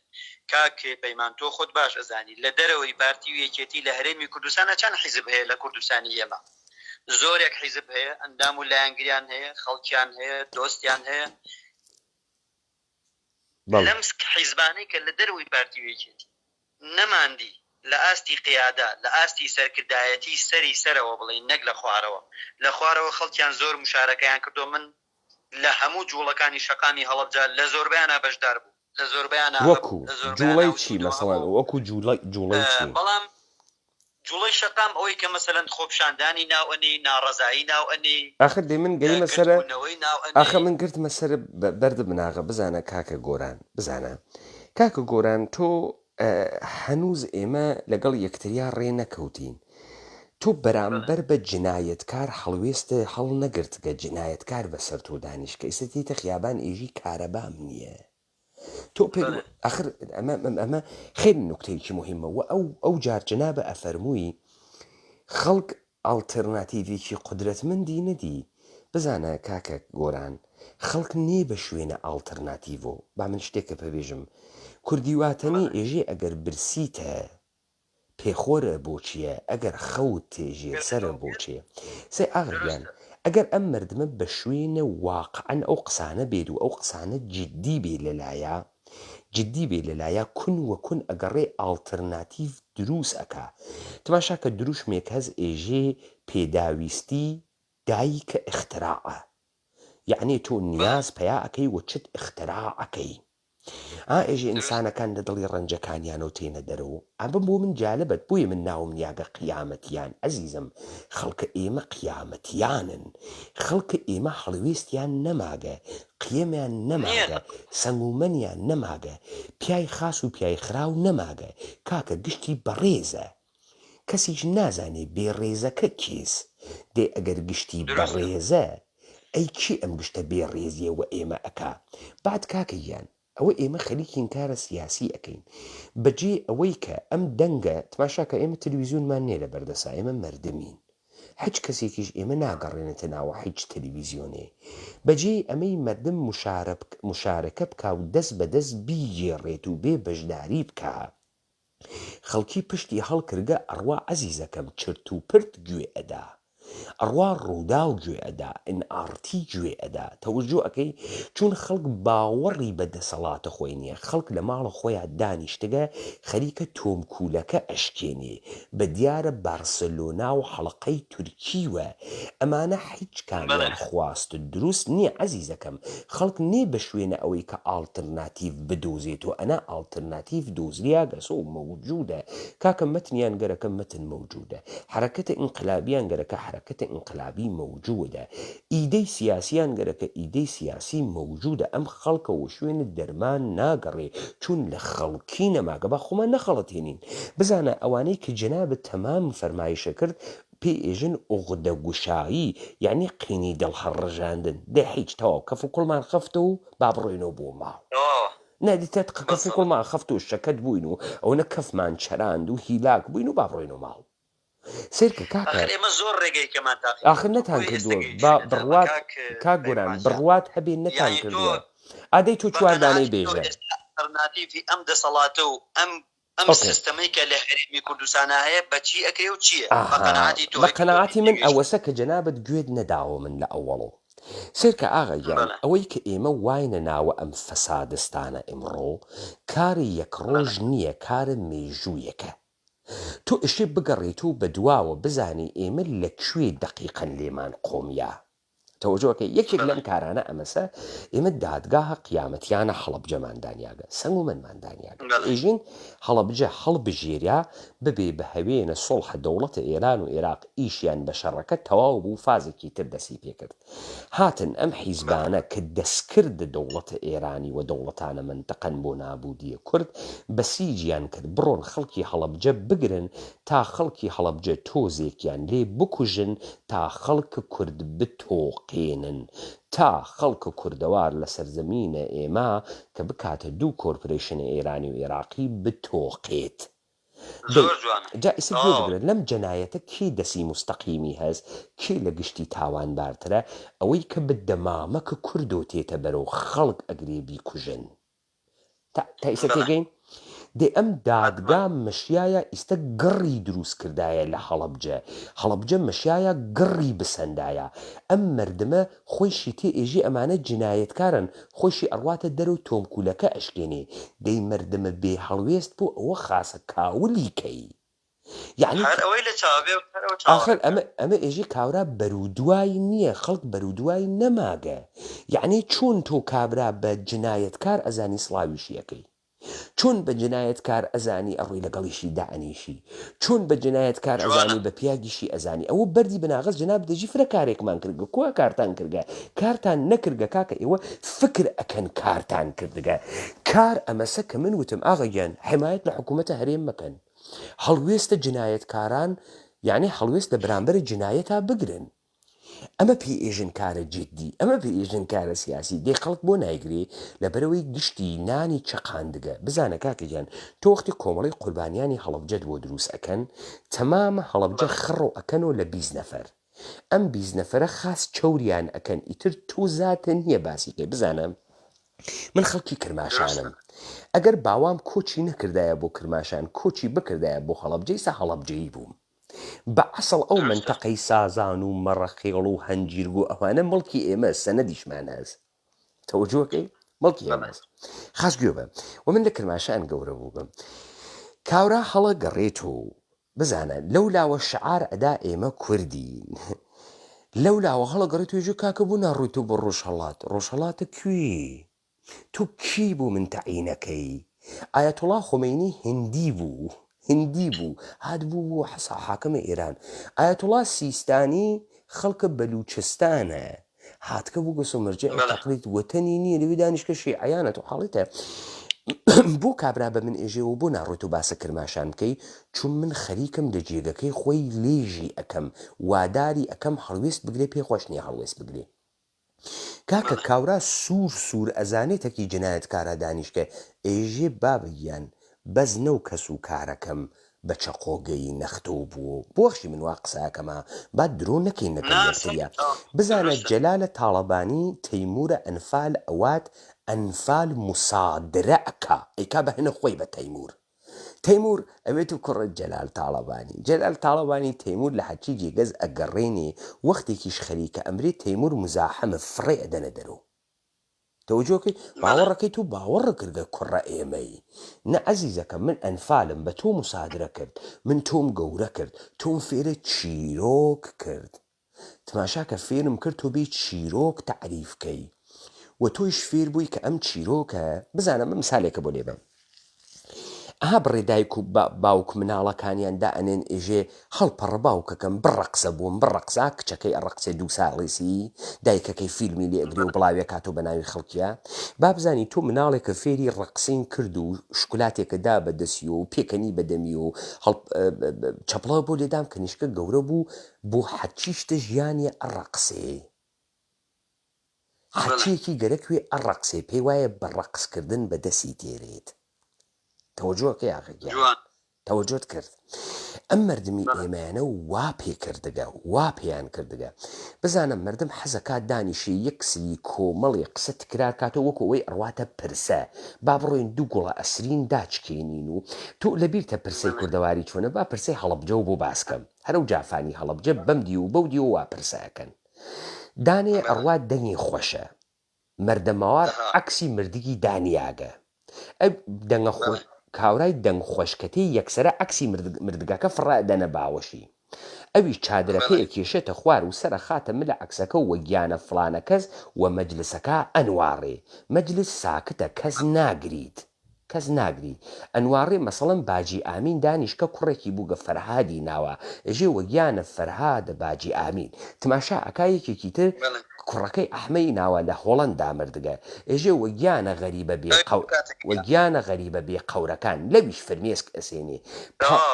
بە دەورە خۆیان 15-20 دانەژین بەشداری ئەکات لە پڕێکا دەنگی گریان و چڵم و فرمێس قاتیەوێتە ناو یەکتری دروست ئاغاگیان خەڵکی ئێمە فەرهەنگە پرسەیی هەست ئیستا نایە دانیشی زانستە سیاسی وەربگرێ تێتە ئەگرا ئیستا تۆ بێژی بەڕاستی لە هەڵەبجە نامێنێ تۆ گوێ بگرە کاکە ئیستا تۆ هاتکی تاگرا خەریکی قساکەی ئێژی بەڕاستی ئیش نییە لە هەڵەبجە گشتی ئەگری چون گشتی ئەپێکێتەوە باوکە گیان و ئێژی وەڵا خەڵکی هەڵەبجە کارەوانیە گشتی باوکە گیان و بێڵە با قسەک دڵمان بکەین ئەو گشتی گەرەکێ بگری هیچکە نەهاتکە لەگرا کارە جدی بکە هیچکە نەهاتکە ئەم وەزعیەتە بگۆڕێ ئەم فەرهەنگە پرسەیە لاوە ناغە گیان فەرهەنگە دروستە کاک گۆران دەی فەرمووی دامە بە دەی فەرمووی جوانە دروستە زۆر جوانە قسەکانی تۆ تەواوە بەڵام ئەمانە خەڵکیان بە تەواوەتی تا لووتکە ناومێت کردوانی تۆ ئێستا ئەڕۆیتە بتەوێت لەگەڵ دەهایتە ئەمانە سەرکەوتوو بوون کاکە تەماشاکە ئەمانە هەم ژیرن هەم تێگەیشتنە ئەمانە هەم ژیرن هەم تێگەیشتوون هەم بە پرۆژە ئیشەکەن هەم لە پرۆژەکانیانە سەرکەوتون کاکە ئەم خەڵکە فەرزی ئەوەیە ئەمانە هاتگن ئەمان خۆشبەختکەن نە ئەمان هاتگن ئێوە کاولکەن وە کاولتانیان کردیتە چه سەرکەوتون ئاهاست 280 کاناڵی ماهوارەیان هەست دیتە چه سەرکەوتوو بوون من قسەی شەقامت بووە گوازمەوە بڕۆ ئێستا زۆرینەی شەقامی هەڵەبجە و تەواوی کوردستان زۆرینەیەکی ڕەهای ناومێت بووە لە هەموو مۆزوعێک هەرچیەکی بوو ئەکەیتەوە ئومێدی بە هیچ شتێک نەماوە یعنی من حەزەکەم سەرڕاست و دروست چی لە شەقام ئەگوزەرێ بۆ تۆی بگوازمەوە چی لە شەقامە ئەبیسم بۆ جەنابتی باس بکەم من نامەوێت جوانکاری بۆ قسەکانم بکەم و نامەوێت خوا نەخواست خۆڵ بکەمە چاوی کاک پەیمان یان میوانە بە ڕێزەکانم من ڕاست و دروست شەقامی ئەمڕۆی کوردی چییە من ئەمەت پێڵە زۆرینەیەکی خەڵک زۆرینەیەکی شەقامی کوردی بێ ئومێد کراوە زۆرینەیەکی خەڵک ئەو قسە دروستە کە ئێژی بێ ئومید کراوە بە جۆرێ لە جۆرەکان ئەگەر هەڵەن ئەگەر ئەم قسەم ببورن ئەگەر ناشین بێ خەسێنراوە ینی لە جوڵە خراوە بە بەرژەوەندیەکی مادی کەم بە تەنانەت بە پلۆپۆستێکی کەم زۆرینەی ڕەهای خەڵک کەمینەیەک ماوەتەوە ئەمڕۆ ناڕازیە و قسە ئەکە ئەویش ڕۆژێ لە ڕۆژان ئەگەر لەوانەیە لەم زۆنەی کە ئێستا هەیە تا ڕادەیە کۆمەڵێک گرفت و کۆمەڵێک مەشاکیل تا ڕادەیەکی کەمتر بێ بەڵام مەگەل لە زۆنێکی کە هەنێ قسە بکەی هەر بەیانی دوایەوە دۆسەیەکە بۆ ئەکرێتەوە کەسێکە بۆ دروستەکرێت بە تیرۆر ئەدرێ لە قەڵەم کۆمەڵێ مەسائل ئەمانە کۆمەڵێ شتیان کردووە بە جۆرێ لە جۆرەکان وەکو پیشاندانی بەچکەش وەکو شێر پیشانی شەقام بدەیت خەڵکیان تەواو ترساندووە وەکو ئەو مناڵیان لێ کردووە کە جەنابوت و تا دوور نەکەوینەوە ئێمە ناتوانین ئەو جنێوەش کە بەتەمان بیین لە نزیک و ناتوانین بیین من ڕاست و دروست لە شەقامە چی ئەگوزەرێ ئەمەت پێ ئەڵێم ئەمانە بە هەموو جۆرەکان بە هەموو ڕێگەکان خەڵکیان ناومێت کردووە خەڵکیان سەرقاڵ کردووە هەر ڕۆژێ و بە ڕۆژێک بە ڕەقس و سەما خەڵک سەرقاڵەکەن ڕۆژێک بە سووتاندنی قورئان خەڵک سەرقاڵەکەن ڕۆژێک بە کەیسێکی کە خەڵک سەرقاڵەکەن خەڵکی ژەمڕۆ بۆ بە خەڵکێکی عاتفی خەڵکێکی تا ڕادەیەک مادی هەموو مەسائلە سیاسی و هەموو خەڵک داهاتوی خۆی هەمی لەبیر چووە یعنی نەوەی ئەمڕۆ ئەمان خەبات دەفرۆشنەوە بە خەڵک کاکەنەوەی ئێستا باوەڕی بە خەبات و باوەڕی بە ئەمە نییە کە تۆ کردوتە خەباتت کردو بەرهەمەکەی بۆ خۆت خواردووە خەڵک ئێستا خۆشگوزەرانی ئەوێ بەڵام ئەمانە بە جۆرێک وایان کردووە لە خەڵک خەڵک ئەوەنە ناومێت بووە ناتوانێت بێتە سەر شەقام داوای مافەکەی خۆی بێسە کاکە گۆران بێسە کاک گۆران نادرێت کاک گۆران بێسە کاک گۆران ئیشەکەی کارە چییە؟ من کارمەندی تەندروستیم کارمە ئەگە تۆ هەموو بەیانی ساعتە حوتە بەیانی نەڕۆیتە سەر ئیش ساعتە دوینەوە ڕۆ نەوی تۆ ئەتوانی مشتی پوڕ بێری تۆ ماڵیانە ئەتوانی بێریتیوە حتمما ناتوانین بزانە با من سێ چوار جنابەت ئێژی کەس دەنگی لێوە نایەت مەسەڵەن لای پارتی من پرسیارێک لێکم خەڵک ئێشێ بۆ سێ چوار چ دەنگی بێتە دەرەوە دەنگی ئەووەڵ بۆ مشارەکەی سیاسی کە ڕێگەی پێنادەن و فەزای سیاسی داخلیاگە ئێشێ دەنگی دەربێت مەسئلەی دووەم بۆ مشارەکەی ئابووری و اقتصادیە گەرە کێسی بیزنس بکات گەرە کێسی تجارەت بکە و ڕێگەی تجارەت و بازرگانیان لێداخستکە مەسئلەی سەوەم مەسئلەی مالکیەتە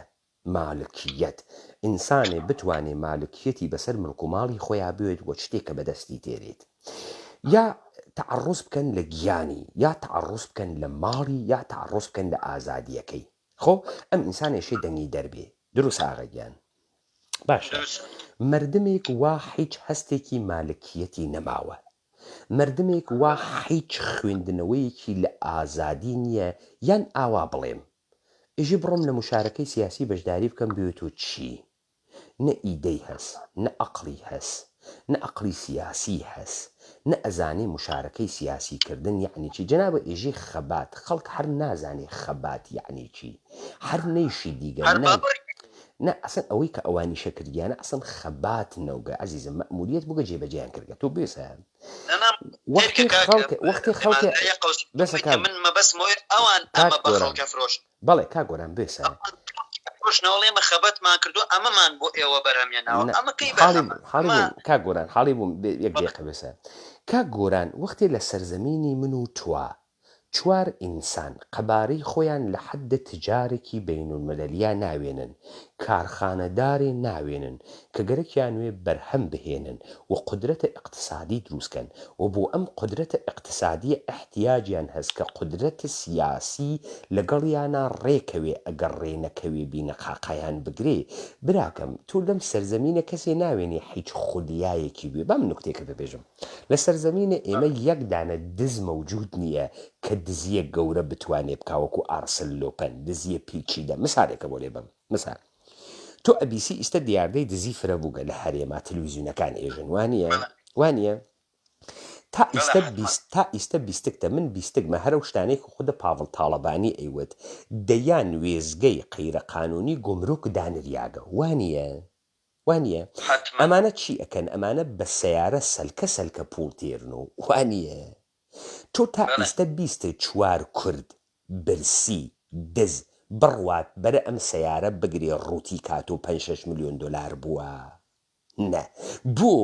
لەبەرەوەی خولیان نەماگە لە مردمە قەبارەی بچوو کۆکریاگەسۆ بۆیە مهمە تۆ بڕۆی لەسەر لەختەی هەڵەبجە بوێسی تا بزانی ئەم مردمە حەچێکی پێوە نەماگە نە خولیای هەست نە ئیبداعی هەست نە ئیبتکاری هەست هیچ وە درویش قسە ئەەکەین وە درویش خەریکین قسەکەین و خەڵک چیمان نەکردو نە تەزهیەت داگە نە قارەمانێتیت کردگە نە مەسئولیەت ئەگریتە ئەستۆ نە ئیدەی سیاسیت هەست کاکە گیان تۆ شەو ڕۆژ دەم پانەوە ئەەکەیت و بەدیات تۆ نایژم خەڵکیژم خەریکم خەڵکیژم کاکە کابرا شەو ڕۆژ دەم پانە کاتەوە بە دیارە هەسێرە کەریم و لەبەرەوەی درزە ممکەکانی بوێنی یا ئەحیانەن لە دەمی و چوار قسەی سکسی بشنەفێ ئەم مرتاح بوێ 500,000 نەفەر دەم پانەکاتەوە بە دیاریوە دێ ئەم جامعە مردگە عەزیزەکەم ئەم جامعە بە ئەنفال مرد ئەم جامعە بە حیزب کوردی مرد بە حیزب دەستکرد مرد ئەم جامعە قیەمی نەماگە بزانە ئێمەی کورد هەزاران ساڵ مێژوومان هەست بنوارڕەوە ناوچاوانە مردم لە خیابانە بزانە بە ناوچاوانە ئەم مردمە میراسە هەزاران ساڵەیە تەمەدون و حەزارەتە کوردی ئەوێنیت ئەمە چ تەمەدونێکە لە درزی مەمکەکانی هەسێرە کەریما جەمەوێت ئەمە چ تەمەدونێکە براکەم وەختی ئێژین مشارەکەی عمومی و سیاسی نەماگە خەم خەڵکە فکرەکە ئێمە دادگاماندانیاگە شتە ئەزافەیەکە نە خەڵک لەگرا فێر ئەوێت فێر ئەوێ کارە سیاسی چ شکلیە فێر ئەوێ بۆ بێ هەڵوێستە فێر ئەوێ بوو بێ سەوداز کاکە بووگە تۆ لە دزیە سەودای گەورە نەوێ دێخۆ تۆ هەر دزی ئێژێ لەو هەڵەبجێ ئێوە کاورایە بوو نازانم کێ چەرچین کاورایە بوو دزوو هەر کوێ ئەوڕیا کاورایان ئەگەر تێر و پڕلیان ئەدا ئاعترافیەکرد ئەیو من بردەگمە ڕۆژێ فەقیرە ئەڕووی بەڕێوە لە شەقامەکانە هەڵەبجە شۆرتە گرتیان بردیان خاسیان کوتا کورەوتی بۆ لێمەدەن جارێ پێم بڵێن چیم دزیوە ئەرێوتی ئەوڵا دوکانی فڵانە کەس چەرچی دزراوە وتی کورە سەگ بابینە من دزیش بکەم چکلیتە دزم چکلیت تماشا کاکە گیان ئیستە گشتی بوو گەسۆ چکلی دز بۆ مردم حتا لە دزیکردنە عەقڵی گەورە نافڕێ بۆ مردم گشتی ترسنۆکە گشتی لە ماڵە 75 دانیا گشتیشی ئەترسێ بەکاری بێنێ بەڵام لە خیابانە شانیان ئەدا لە شانی یەکتری قڕ بەڵام لە خیابانە لەسرە سەر و پێ بابزانانی کێشەی سەر و پێ ئەم جۆرە کێشانە خۆیان دروستیەکەن لەبەرەوەی چەک لە بەڵێ لەبەرەوەی چەک لە دەستان دەربێرن چەک لە دەستان دروستە قەنەعەتی تۆ کاک پەیمان با من پرسیارە لە جەناب بکەم پرسیاری عەرزی جەناب بکەم بە قەنەعەتی تۆ خەڵک ئەمڕۆ چی بکا بۆ ئەوەی لەم مردوێتیە نەجاتی ئەو قۆناغە تێپەڕێنێ و زیینوو بێت و جارێکی کاکە گۆران خۆتۆ نەگەرەکە من نەعوذو بالله نەقشە خوایی بکەم و بێژم کون فەیەکون ئەوانەی کە تۆ بە باشی ئەزانی کە تۆ پێت باشە مەسەرەن تۆکو پێشنیارەگەی دێتە شەقام وەکۆی کە وەکو ڕێگە چارەیەک بۆ چی بەباش ئەزانی یعنی چی بکرێ بۆ ئەوەی خەڵک لەم مردوێتی کەتی کەوتۆ تۆزێک زیینوو بێتەوە گیانێکی بەبەرابێت ئێستا عەرز دەکەم با بە مثالێ دەست پێ بکەم من 17 ساڵم بوو چووم بۆ تاران لە دەورانە گەورەی ما بە تەنهایی چووم سەفەرێ تاران کەم من کرماشانی و کورد و جا تۆ کوردویت و لە کرماشان گەورەبی فرە تووڕیت و فرە خۆ بە پیاگەزانیت و خۆ هەر شارێک و بۆ خۆی فەزڵە خۆی هەست کە ڕۆشتمە تاران هەر لە یەکەم بەرخورد و ڕۆژە ئەوەڵۆ چی ئەزانم کەوتمە بەرە دوودانە جمێن یاڵە دوو شەڕم کرد دەی ڕۆژە دووەم دوو شەڕی ترم کرد کابرایەک هات خزممان بۆ ڕفێقم بووتی ئەرێ و کڕە کە تو بوو شەڕەکەی ئەرێوتمەمانە جمێنە دەنفرە بێ تەربێتن کورەوتی تارانی هەر دەمیان بە جمێن عادەتی کردە وەختێ تەماشام کرد ئەمانە لە دایک و خۆشک و دای ئەگرن تا باوکیان بە یەکتری تارانی گوێ دوابێ وتم باشە ئێوە لە تارانە ئاوا عادی بە یەکتری جمێن ئەدەن دا من فێر کە بزانم ئێوە چی خیرەتتان ئەجوڵێنێ وتی هیچ جا ئێستا با من نوکتەیەکە پێبێژم ئەوەڵین چت ئەمەسە مردم خیرەتی بجوڵێ وەختی ئەوێنی مردم خیرەتی ناجوڵێ بزانە ئەو مردمە نابود بووگە چووگە با بڕوا نابود بوێ یعنی چی ئەو قسە کردم بزانە من بیرم لێ کردو و دیم ئەم مردمە ئێمە ئیدەی سیاسیان نییە تاریفیان لە کوردبوون نییە و نازانن کورد یعنی کێ و نازانن دوژمنە کورد کێس 1800 ساعت محاولەم کرد وەڵامە ئەم پرسیارانە بدەمەوە و بە گوێرەی خۆم دامەوە ئەمە یەک دوو ئیدەی سیاسیم دروست کرد سێ دوای ئەوەی کە مەتنەکەم دروست کرد وتم ئیستە ئێشێ مەتنەکە عمومیەوە بکرێتەوە یعنی مشارەکەی عمومیە خەڵکی بۆ بێری تا خەڵکی لە ناوە ئەم مەتنە بەرە فێرە قیەمە سیاسی و قیەمە ئەخلاقی و کوردی بوێت ئۆکەی دەسم کرد بە دادگاکانە هەڵەبجە بۆ دادگاکانە هەڵەبجە زاڵمە گەورەی ئومەتە کوردیە دیارە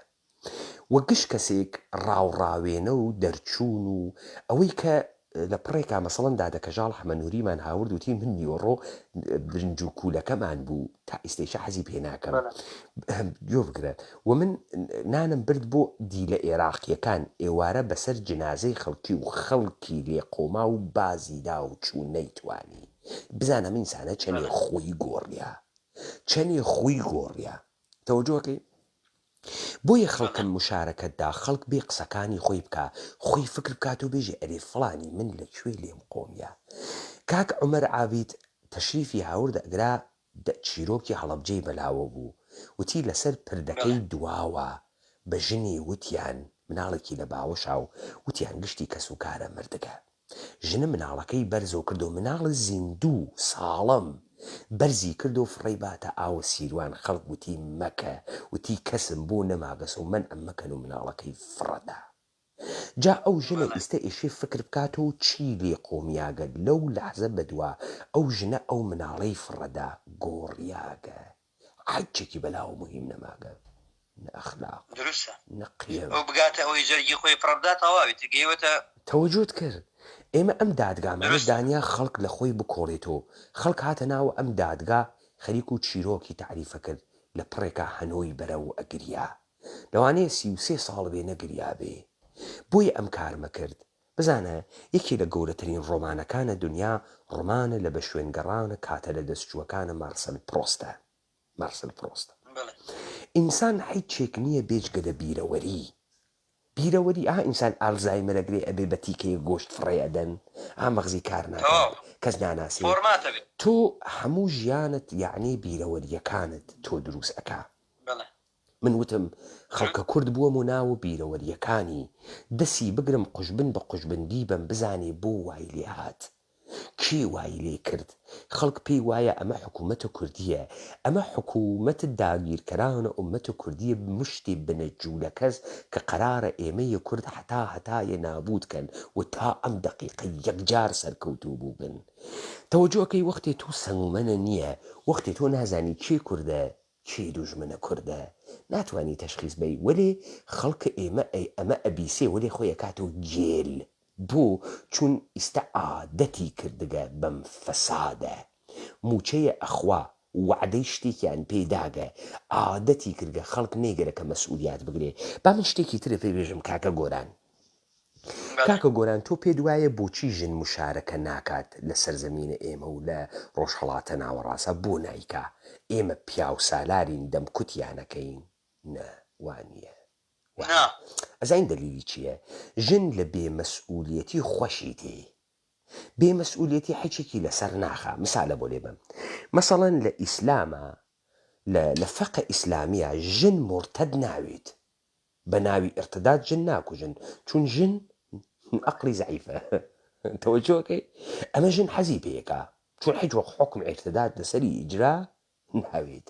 بزانە ژن مەسئولیت ناگرێ لەبەرەوەی مەسئولیت گرتن کێشەی بۆ دروزەکە ژن بازیە قدرەتەکە لە ئەسڵا تەواوە قدرەتە خانەوادە هەنە ژنە نەهێنە پیاهەک مناڵەکان قدرەتە ژنن تماشاکە مثالێکە بۆ دێبم ژنێ خەتایەکەکە دوو لە ڕووی جەنابە دەشنەفی و بینەران ژنێ خەتایەکەکە تووشی هەڵەیەکی جنسی ئەوێ خۆ کەس نایژێ ژنەکە سووک و ژن براکەی بێخیرەت و دوو لە ڕووی جەنابەت ئەشنەفی ژن خانەوادەی گەواد بوو لەسرە شووەکەی ئەکەوێ لەسرە براکەی ئەکەوێ لەسرە باوکی ئەکەوێ ژن حەزەکە بەم بێ نەقشیە حەزی پێەکە خەڵکی ئێمە وایان پێهاتکە حەز ئەکەنەوەی کە مەسئولیاتیان نەوێ ئێمە بۆ حاڵمان خراوە وڵا لەبەرەوەی حکوومەتەکە دزە هەندەی تۆیش ئەگەر لەگەڵ دزیا مشکڵە بوێ ئەنەوی لە پاچ و زەنگنەکە تێتە دەرەوە بەرامبەر بە دز ئەمانە جنایەتکارن پیاوکوژن تۆ ئەگەر کێشێتەکە پیاوکوژیا بوێ پەلامارە ئەسڵەحەکە دەیتێتە خوار ئێژی پیاوکوژت گەوا حەقی نییە بەسەر من حکوومەتکە دەی درۆ ئەەکەی گشتی درۆ ئەەکەی تۆ مەسئولیت ناگری خەڵک ئێژێ کارمانکردن تۆ کارە نەکرد خۆ حکوومەت خۆی پێتی وت بێرە خیابانەوە بێژە کارە بامان نییە خۆی وتی پێت خۆی ئەوە نییە خۆ جەلال تاڵەبانی بێت چواری هەواداری جەلال تاڵەبانی لە ژێر و تێت تۆ ئەکێشێنێتە ناوە خیابان کارە بامان نییە خەڵک فکر ناکات و ئەم کارە بامانە نییە وێت و چی کاورا جنایەتکارە منی نابود کردگە من داوای چی پێژن کارەبای لێ یەکەم ئێستا ئێمە چیەکەین خەڵک ئێشی چی بکە جنابە تەشریفە هاوەرگە خەریکی تەکی منا گفتوگۆەکەی تۆ بۆ ئەوەڵین بار سابتە کرد مردم ئێمە نەمردگەوە گەرەکی مشارەکەی سیاسی بکە لە شەکان تێنە تەنیشتە یەکتریوە با مثالێکە بۆ لێ بم کاکە گۆران دیوتانە خەڵک ئێژێ وەڵا یاڵەتی متحدەی ئەمریکا کەس چاری ناکە خۆ ئەو سانیە شەڕە بڕنەوێ بۆ یاڵەت متحدەی ئەمریکا قامێک ئەنێ بە موشکێکا و لە دیۆگۆ گارسیا ئەی تەقینێ تێتە ئەگرا و موشکە پاتریۆتیکی هەست و هاوپمای F-35 هەست دروسە دەیبا من بت بۆمە 150 ساڵە پێش کاک گۆران 150 ساڵە پێش تاکێکە من و تۆبین لە باشترین حاڵەتە ئەگەر تفەنگە سەرپڕێکمان بواە 15 ساچمەمان پێ و مشتێ باروت تازە ئەگە باروتەکە وشک وایە تەڕ نەبوایە هەر 5 دقیقە و جارێ فیشەکێکمان پێپڕە کردیا بردی تفەنگەکەیشمان 7 متر تا 50 متر و بۆ خاترێوی درێژی لولەکە دەریە خست ئەم فیشەکە چەنی ئەڕوا دوای پێ من و تۆ ئەگەر شەڕمان بکردایە لەوانەیە بەم 15 ساچمە کە بمان تەقاندایە تا ئاخری شەو 2 نەفەرمان بکوشتایە لێو دووە مەشیە بە شمشێر شەڕمان کردایە بواین و ڕۆسە میزاڵ 2 نەفەرمان وە شمشێر پێ و کوژیا نەفەری سێوم ئەمانی کوشت تەواو لەگرا تۆ ئەوێنی 1 نەفەر تەوانە کوشتن 2 نەفەری هەست یا 1 نەفەر یا فوقی 2 نەفەری هەست 150 ساڵە پێش دروست ئیستا نەفەرێک کە من و تۆ بین تیربارێ بیکەیسی ئەنە دەستمان و تیربارێ بیکەیسی 7,000 گولە لە دقیقا تەقێنێ بابزانی 7,000 گولە من و تۆ ئێستا ئەتوانین لە 1 دقیقا 7,000 گولە بخەین بەسەرە 2,000 نەفەر ئینسانە ئەمە یەک من و تۆ ئەتوانین بە RPG بینایە بێرینە خوار من و تۆ ئەتوانین بە کۆمەڵی تەفریجات محلەیە هەڵتەقێنین 1 نەفەر کەواتە تۆ تماشا ئەەکەی ئەمە گشتی واقە ئەرتەشە ئامریکاز ئەرتەشە ئامریکا پێی خۆشە تەکە ئەرتەشە عێراقا دەرکەوێت تەکە ئەرتەشە کلاسیکا دەرکەوێت کە گوردانە زەرەهی بۆ بێرێت و هەلیکۆپتری بۆ هەڵسێنێت و ئەم لە ئاسمانەوە با لە هەواپەیماکانی وەلی ناتوانێت چارە تاڵەبان ناکە 100,000 نیروی مسلح بخاتە گیانی وەکو من و تۆ نایکە چون ئەمە تۆ ئەوێنی لە چچنیا ئەرتەشە ڕووسیە چووە ناوە و گەورەترین ئەرتەشە جەهان چووە ناوە چچن 2 میلیۆن نییە چوە گرۆزنی بە تانکۆ چووە ناوە گرۆزنی بوو بە قەبرسانە تانک چچنیەکان دایان بە عەرزە تۆ حاڵیت هەیە بزانە من ئەم قسانە بۆ ئەەکەم خەڵک بە واقە ترسیاگە دەرچووگە یاڵەت متحدەیە ئەمریکا 5,000 ڕۆڵەی شیرین وا پشتی ئەدا بە عەرزە وا پشتی ئەشکێنە تورکیە دیگە واقعی تێ جا ئەگەر وە دەسە ئێمە بوو ئەگەر ئەستانبوڵمان پێی نەگرت لە ئوردوغان ئەحمەقتروین کاکە گیان تۆ ناوێ بە واقع بخۆی ئێشێ بزانی چیت لە بەردەسەوە چۆن شەڕەکەی لێدان لە حکوومەتە هەرێمە جنایەتکار لێدان لە پێگەی مەشروعیەتێسی بزان ئێستا ئیمکاناتە سۆشیال میدیا دروست بووگە من جاران ئەمتوانی تەکە 2 نەفەرا قسەکەم کاورایش ئەو وانە منیش مەجبور بووم تەرمزێ بەم وەسەریە بۆ چون کاورا خۆسەوادی نییە نافامێ لە خۆی وژێوانیە ئێستا من سۆشیال میدیا ئەەکەم و 1,000 نەفەر ئەنوێنێت قسەیە کەوتە زارێ ئەکەوێتە شارێ 1,000 نەفەر ئینسان خەیلێ فرەس تۆ ئەوێنێت ئەڕوا قسەکە تکرار ئەکاتەوە ئێمە خەریکین فێری مشارەکەی سیاسی ئەوین ئەوەی سە تۆ هاتی لەشە دانیا لای لەشە من ئێمە بووینە دوان 2 ئەوێت و 3 ئەوێت و 10 ئەوێت و 100 ئەوێت و 1,000 ئەوێت و دەیان 1,000 ئەوێت و ملیۆن خەڵک ئێشێ فێری مشارەکەی سیاسی بێت تەمامە ئومەتە کوردی خەڵکە ئەم سەرزەمینەسە هەموویان ڕەهبەرن و هەموویان ئینسانە گەورن ئەمە بۆ معنانیە ڕەهبەریەتی نەگەرەکە ڕەهبەریەت مەتنە ئینقلابی دروستیەکە مەتن ئێمە هەمومان لە ژێرە مەتنێ کۆکۆ ئەوینەوە لێو دووە هەمومان تماشا ئەەکەین بزانین کێ ئەتوانێ باشتر ئیدارەیکە ژیرە تێگەیشتگە ڕەهبەریەتی مەیدانی دەرخستگە هەڵی ئەبژێرین انتخابی ئەەکەین کە ڕەهبەریەت بکە لێو دووە دیمان لەو باشتر هەست لای ئەوەی یەکێکی تر تێرین بۆ ئەوەی کە بتوانین لای بووین ئێشە گشتمان دەسەڵاتمان بوێت ئێمە خەریکین ئەو کارە ئەەکەین پس وەختی هەڵەگەڕێن ژین خەڵک درۆوەکە ئێمە درۆوەکەین قیممان نەماگە بۆ خاتری ئەوەسە ئێمە لە خەو هەڵسین کاکە دانیشە تۆ فرە زەریفیش نی ئێمە اتفاقەن فرە قێزەوە نین اتفاقەن فرە گەنین من ڕۆژێ هەڵگەڕیام و تەماشای خۆمم کرد پێم وا بوو کورد فرە قارەمانە سیرم کرد وتم ئەگەر ئەم حیزبانەوێتە کورد هیچ قارەمان نییە هیچ دائیمەن ترسە زاور و دەرچووگە ئەوە بوو کە ترامپی ژووت ئێمانە هەر دەرەچن تێگەی تەوەجۆت کرد کاکە گیان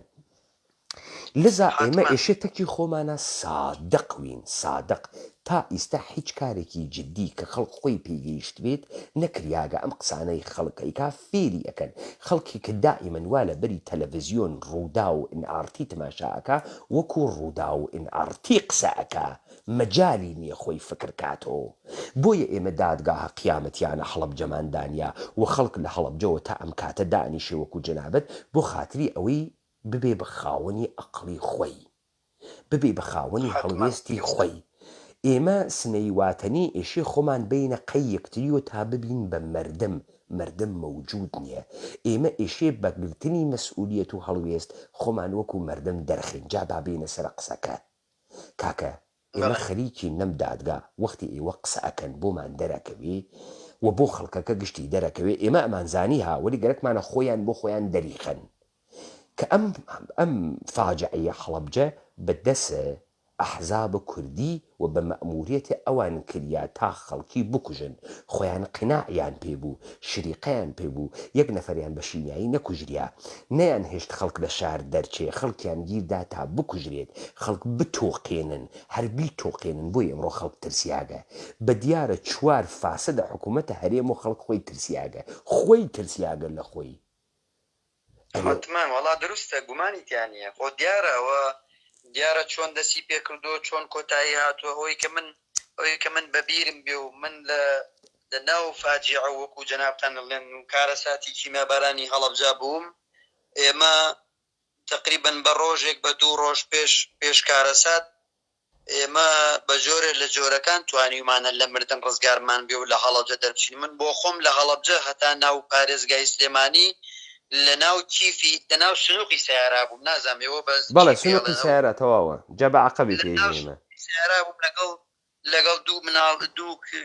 کەسی نزیکی خۆمان لە ناو سنووقی سیارا ئێمە توانیمانە لە مردنێکی حتمی ڕزگارمان بێت و بۆ خەڵکی هەڵەبجە لەم دوایە بۆی ڕوون بۆتەوە کە ئەم کارەساتی چۆن بەسەر هاتووە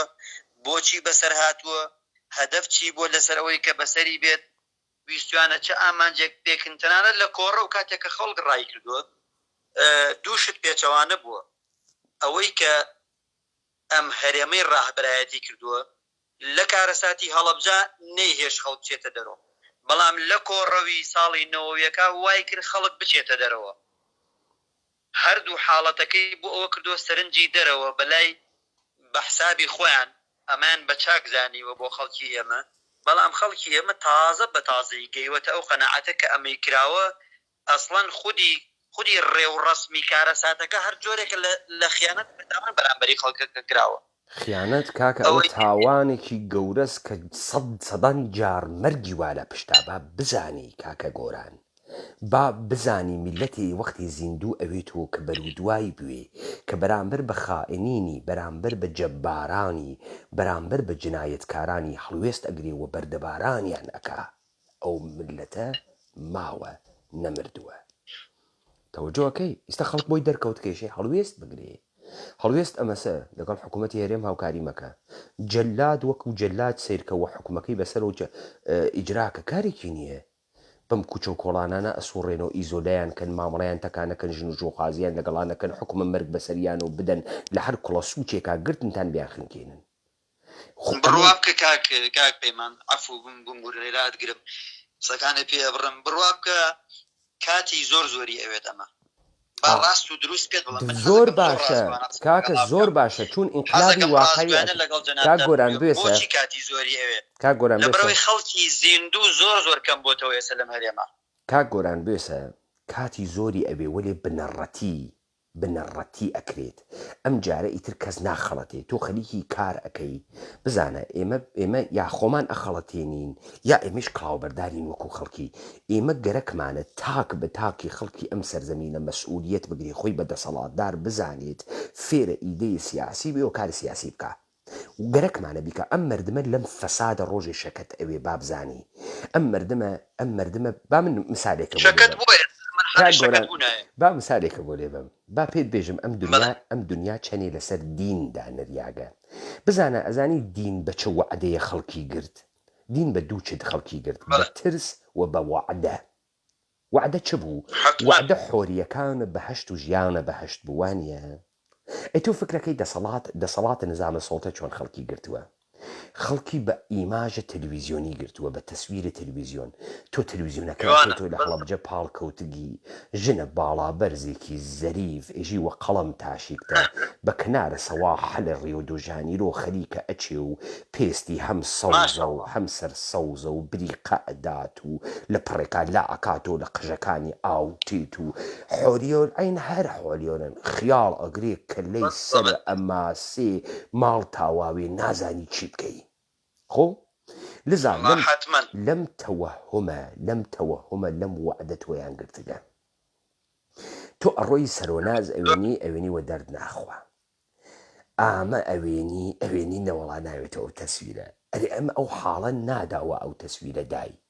بۆ خاتری ئەوەی کاکە گیان ئینسان لە تەفەکر و لە خیاڵە لەزەت زیاتر ئەوە تا بە فیزیکی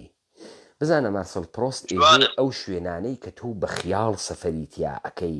هیچ وەخت نابێ بەوەی کە تۆ قاچی تێخی ئیستا ئێمە وای نە لەندەنە کە تەلەڤیزیۆن نیشانی ئەدا وەختە دڵت دەربێ بۆ لەندەن وەختی خۆتیش قاچی تێخی حاڵە خراوەوێ نە زەریفە نە جووەهانە نە خۆشە نە هیچ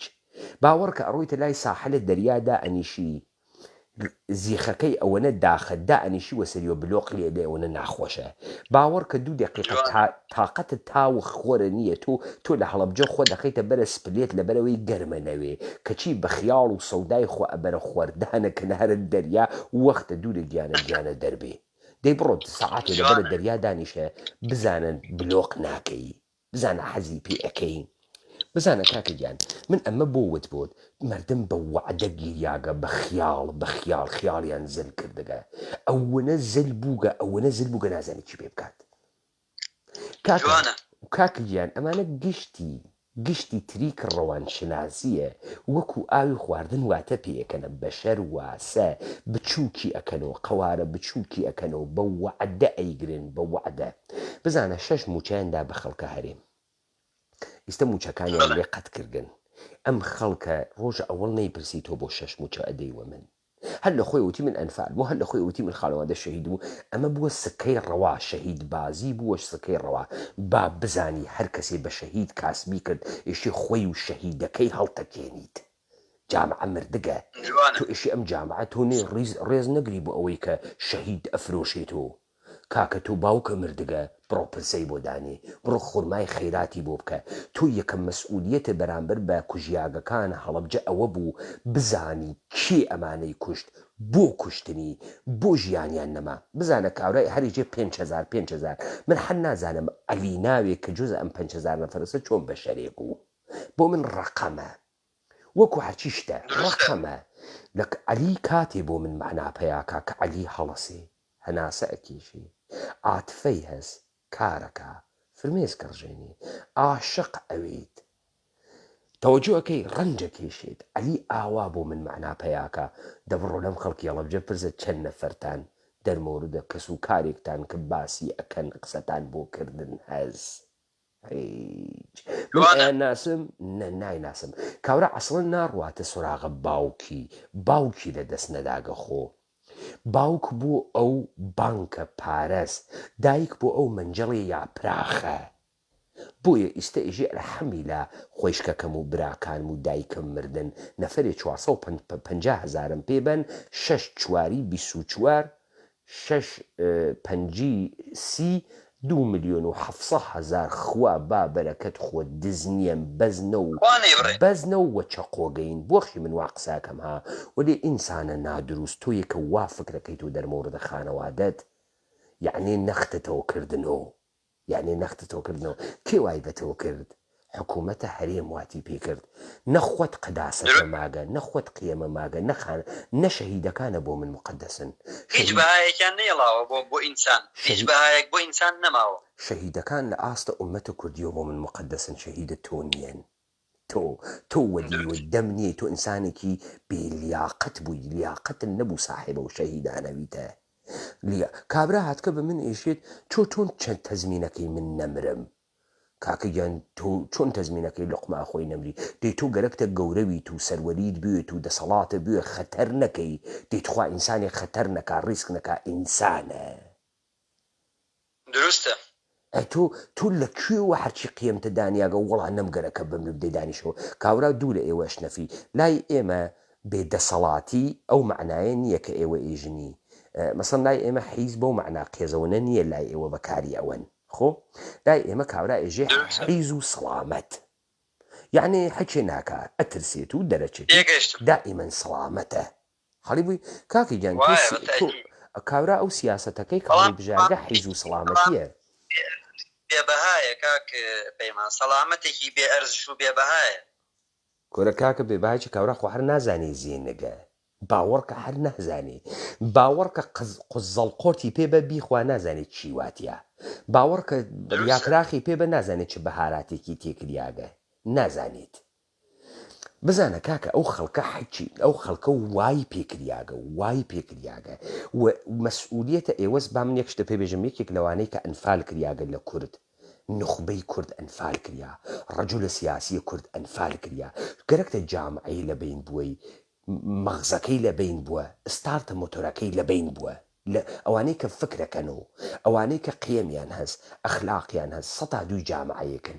گشتی لە بین بووە مشتی خوێڕێ بکەرە نخبەی تەوا ئەو جامعە کاول بووگە کورد لە 300 ساڵە ڕابردووە ڕەجولە سیاسی کوردیان کوشتیە وردە کوشتیان نەیان هێشت مشتێک ئێژێ لە جێی شابازان کۆرکۆرەبازان تێگەی هەنێک کۆرکۆرەیان دانیاگەسە ئێژێ مرد بووە نامرد بووە مرد تەوەجۆەکەی وایان کردووە مردم بۆیە ئەم جامعە فقط لەشێکی بێسەرە ئەڕواتە ڕێوە ئەوسا تۆ ئەدی لە لادەیەکا پیای ماقوڕێ بوو کاورا قسەیەک لەی لاوە فلتە دانیشە دروست نییە مەکە مەجۆڵە تێگەی ئەم خەڵکەی سە هەر چرت و پرتی ێژێ گشتی ێژێ و بەڕاستی نەزەری من واسە تۆ بێجا ئەەکەی نەزەرە واسە تۆ بێجا ئەەکەی لە نەزەری لە مەسئلەیەکی کوردلیە کە ڕەبتی بە کورد هەست تۆ بێجا ئەەکەی نەزەرە واسە یعنی ئەم ئومەتە کوردیە بۆ شوناسە ملیە خۆی یەک چیرۆکی هەست نە هەزار چیرۆک یەک چیرۆکی هەست تماشاکە تۆ ئیشی بەر بەمانە بگریوە بزانی مبارزەی واقعی واسە نە ئەوەی کە تۆ فکرکەی من ئیسە بێم تەوەجۆ کە تۆ ئیسە من ناوێنی من قاتۆ ڕیباتم لەبەر نەکردە سەفحەی تەلەڤیزیۆنی دروست ناکەم کە ئەنەهۆ ئەمە تەلەڤیزیۆنێکی حرفەیی و ئستیدیۆ وا لە بەرما و کتێوخانەی شمەس کتێوخانەکە پێ نیشان بەم هیچ وەخت نەچوو بۆ بەرە کتێوخانە بۆ چون گەرەکم وگە مردم بفەهمێ من مردمم من ڕووناک بیر نیەم من دکتۆر نیەم هەڵی هەی من ئینسانێکم من مردمم مەسئولیەتم هەڵگر کە ئینسانێکی کوردیم وا گەرەکمە بە قەباڕیە ئینسانی خۆم سەروەری بکەم لەم دنیا هەڵی هەی نەمایش نادەم خۆم فەزڵ خۆم نادەمەوە سەرە خەڵکیە من چه ئینسانێکی تێگەیشتوم بێنۆ نەقشە ڕێگەم وا پێ ئێوە هیچ ئەقلێکتان نییە مارتین لوتەرکینگ کاورایەکی ڕەشپێس بوو سوخەنڕانیەکی کرد ئەوەی ڕەهبەری جنبشی ڕەشپێسەکانی ئەمریکا بوو زۆر بەناوبانگە ئەم سوخەنڕانیەی I have a dream من خەونێکم هەست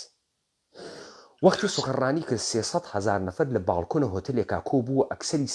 سفید پۆست بوو سپی بوون کە ڕۆشتبوون لە ڕەشی گوێ بگرن بزانە بۆ چوون کابران نەیوت I have a plan نەیوت من پلانێکم وا پێ یعنی لە گشتان ترم و من مامۆستای زانکۆم و من فرەتی ئەگەم و بێنەوە ئێوە هیچ کامتان حاڵیتان نییە و بێن و من پلانێکم کابرا وتی I have a dream من ڕۆیایەکەم هەست ئەوەی ڕۆیاکەی وەکو مارتن لوتین بوو بە هەزاران کیلومتر خۆی گەیاندە بەردەرە ئەو هۆتەلە وا بیوێنێت وا لەم سەرزەمینە ئێمە ڕۆیا قیامەتی کریاگە ئەنفال کریاگە من وەختی هاتم وتم من ئینسانێکی کوردیم تەوەجۆەکەی و ئیجازە نادەم ئەم سەرزەمینە نابود بکرێ و ئینسانی کوردی نابود بکرێ هەرکە وەکو منە خۆی باتە دەمە منۆ وتم من لە کونە زامەکان هاتگمەسە دەرەوە من لە ناوە ڕەنجەکان هاتگمەسە دەرەوە هەرکە هاو ڕەنجە منە شانی بخاتە پاڵەشانم تەوەجۆکە یاغێکیان وەلی ئەم خەڵکە فێر کریاگە بڕوا گوێ لە پسپۆڕ بگرێ و پسپۆڕە و لە ئەمریکا هاتکە و سەری ئەوێت و بەڕاستی و دکتۆر گیان و ئەمە کێ وای پێکردگە حاکمیەت وای پێکردگە حاکمیەت دەستگای سوڵتە وای پێکردگە گەرەکتانە دروستیکەن تەکە خۆتانە تعارف مەکەن جامعە ئیشی دائیمەن با لە خۆی دائیمەن مەجوڵێ دەست مەدە خراوە کاولی فەساد مەکە وان نییە وا بڕۆڕێەوە ئێمە مردمین کاکە مردم ئیشێ مردم دروستکەین ئیشێ نێڵین خەڵکی خەسیاگوێ لە دوورۆ لە چەپەڵەمە بکە کورە پیای باڵابەرزی کورد 2 متر هەیکەڵێسی 2 متر هەیکەڵێسی لە بەردەمە دووربینە 1000 دیناریە دەرتێرێ لە چەپەڵەمە ئەیگرێت و فرمێسک تێتە خوار و بەو خوا 1000 دینارە مەزداوەشی ئەمرە نەمێنێ خوێڕی پیای کورد کەیاوە 1000 دینارەز بڕۆ چەتەی بکە بڕۆ چەتەی بکە بڕۆ ماشنە پوڵەکانیان بگرە کوربا بەگیان تو لە کەیەوە ئەوەنە کە زۆڵ کریانی دەیتخواتەوە ئەوە ژیانە ئەیکەی بەبێ قیەمی و بەبێ غرور و بەبێ ڕەشادەت و بەبێ مەردانەگی ئەوە ژیان دەیت و پیاگی ئەحیانەن لە زەتی شەپێ ئەدام کاک گۆران باش شتێکە پێ بێشبوون تۆ میکرۆفۆنەکەمە دەست جەنابە لە ڕەفابیەن ئێمە پێمان وایە خەڵکی ئوروپا فرە لووسکە و زەریف و ئەمانەنە ئیتر ئێمە لە ڕەفابیەن گۆرانی بێژێکی فەڕەنسیە بلژیکیە فەڕەنسەویە خوێنێ گۆرانی کێز بە ناوی ژۆتەم یعنی عاشقتم خۆشتم گەرەکە خۆ هەڵەگەڕێتەوە بە مەعشوقە خۆی بە پیاگێکی ئیدەئالسی کە ئەم عاشقێسی کەنیشکە فەڕەنسەویە کەنیشکە خیابانەکانە پەغی مەهدە تەمەدونە ئوروپا مەهدە مۆدە ئوروپا هەڵەگەڕێتەوە ئێژێ عاشقتم خۆشتم گەرەک وەکو سەربازێک وەکو پادشایەک سڵتانێک وەکو گورگێک وەکو ئاحمەقێک عاشقتم تەوەجۆ بکە نەیوت عاشقتم وەکو پسپۆڕێک عاشقتم وەکو قاچاقچیەک عاشقتم وەکو بیزنسمەنێک عاشقتم وەکو دەرچووگێکی تێ هەڵدریاک عاشقتم وەکو ئوستادی زانکۆیەک وتی عاشقتم وەکو پاڵەوانی فیلمێک وەکو سەربازێک وەکو سوڵتانێک وەکو گورگێک وەکو ئەحمەقێک گۆرانی ژوتم ڕۆگوێبە گۆرانی ناخە ئینسانەکانە ئاغاگیان مردمە ئێمە عەزیزەکەم کەنیشکەکان مەنگشتی بگن و عاشق و هونەرپیشەیە تورکی بۆ چون پیاگ لە سەرزەمینە ئێمە نەماگە پیاگ نەماگە کاکەگیان تۆ پیاگێ ناوێنی قارەمانوێت و شەجیعوێت و مشت بۆشێنێت و شەڕکات و ناوێنی وەلێ تا دڵە گەرەکوێ لە سریاڵە تورکی و فارسی و عەرەبیا پڕە لە هەڵقە دانی شێژینەکەەوە دیارێت تۆم کولەکە شکێنێت و لە زەهنی هەزاران جار عاشق ئەوێت و تەوەجۆکەی کاورای کوردیش کەوت کەسە ماستاوکردن و تفەنگچی پارتی بوون و قیەمی نەماگە و ئەخلاقی نەماگە و ڕوئیای گەورەی نەماگە و ترسە زاورە و شەلاق خواردگە و معلومە ژنەکە قیزەدەیەکە معلومە قیزەدەیەکە بەتەکید بەدڵنیایی وایە ئەمڕۆ خەڵکی زۆرینەی خەڵکی ئەم هەرێمە ئێمە کاک پەیمان بەڕاستی یعنی ئەوەنەی گرنگی بە ناو ئەدرێ گرنگی بە ناوەڕۆک نادرێت زانن ناوەڕۆکی ئەم شخصە چییە ناوەڕۆکی ئەم کەسە چییە کە یەقسە بۆ تۆ ئەکاکەیە تەوجیهی تۆ ئەکات تەنها گرنگی بە واجیهەی ئەم کەسە ئەدرێ گرنگی بە ناوەڕۆکەکەی نادرێت بزانێت ئێوە چی بە تۆ بگەینێ ئێوە بە چ جۆرە خزمەت بە تۆ بکات خەڵک ئەمڕۆ کراوە بە خەڵکێکی مادی بە خەڵکێکی مادی پەرست ئەمڕۆ خەڵکێگەڵێ بەس بتوانم ماڵ و مناڵەکەی خۆم بژێنم ئیتر زۆرینەی خەڵک وای هاتوو ینی من بەڕاست حەزەکەم زۆر ڕاست بێنە قسە لەگەڵا بکەم ئەمەی کە پێت ئەڵێم ڕنگدانەوەیکی زۆر زۆری هەیە لە شەقامە ئێستا خەڵک وای لێ هاتوو ئەمڕۆ دەستی گیر ببێ لە نانێک بۆ ماڵ و مناڵەکەی ئیتر وازی لە هەموو شتێکی ناوە بۆ معلوماتی بەڕێستان ئەوەی کە تحتە سفرە ئێسا ئەوەی کە زۆر زۆر بێنرخە ئەوەی کە زۆر زۆر بێبەهایە لە ناو تاکی کوردیا ئێسا ئینتیمای نەتەوە و ئینتیمای خاک کاکە ئینتیمای نەتەوە و ئینتیمای خاک پێشکەشی کاکە بام پرسیارێکە لێ بکەم تۆ باخێکە ئەس باخ هەرچی ساڵە نەڕێی وەچیکەی بیوەڕی قەڵەمی بەی ئاوی بەی گزگی بەی ئەم باخە ئاوان ئەمێنێت و یاوێران ئەوی ئەگەر خزمەتی بکەی و نیبکەی ئاوانە بێت و حتمان وەلی ئەگەر نەیکەی چی وێران ڕەحمەتە لێ کاکە گیان ئینتیمای وەتەنی پێشکەشە ئینتیما بۆ ئازادی پێشکەشە. تۆ چۆن پێت وایە دنوکە بەسرە باخەکە تۆ نەوێ باخەکەت هەروە لە خۆیەوە ئاوانە؟ تۆ چۆن پێت وایە دنوکت بەسرە دەسەڵاتە سیاسیەوە نەوێت مەسئولیەتە سیاسی نەگری ئەحیانەن حاڵیشە خاز ئەوی؟ چۆن وا فکرەکەی تۆ گەوجی گێجی بابە ئەم مردمی ئێمە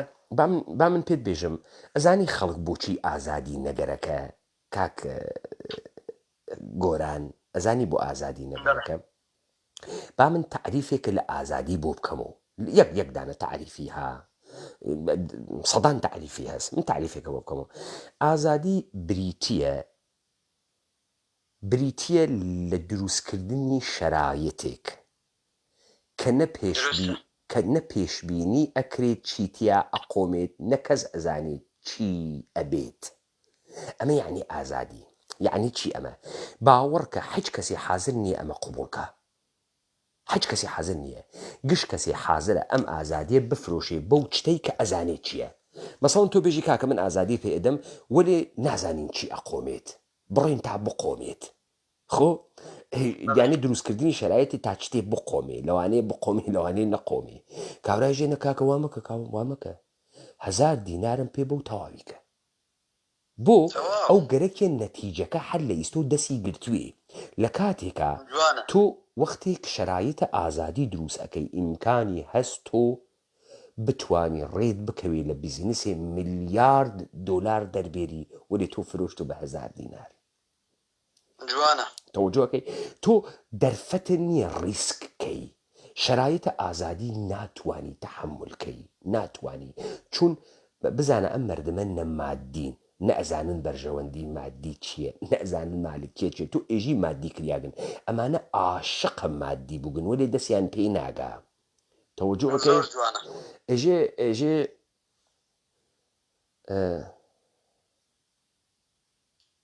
ئێژێ خوا بیسێنێ حەقم لەدایە من ڕەنجم کێشای کێنیشتە سایە.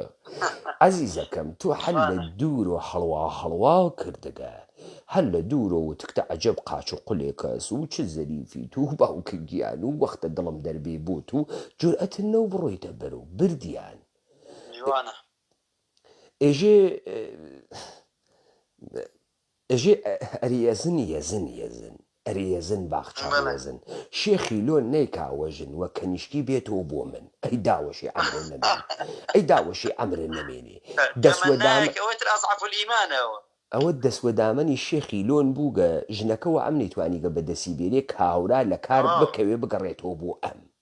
سێ کاکەگیان تۆ ئێشێ بزانی ئەم مردمە خۆی خەساندگە مەسئولیت ناگری و ئێشێ دارێ بگریتە دەست و ئێمە مردمین کەوینە گیان یەکتری یاڵە هەڵسە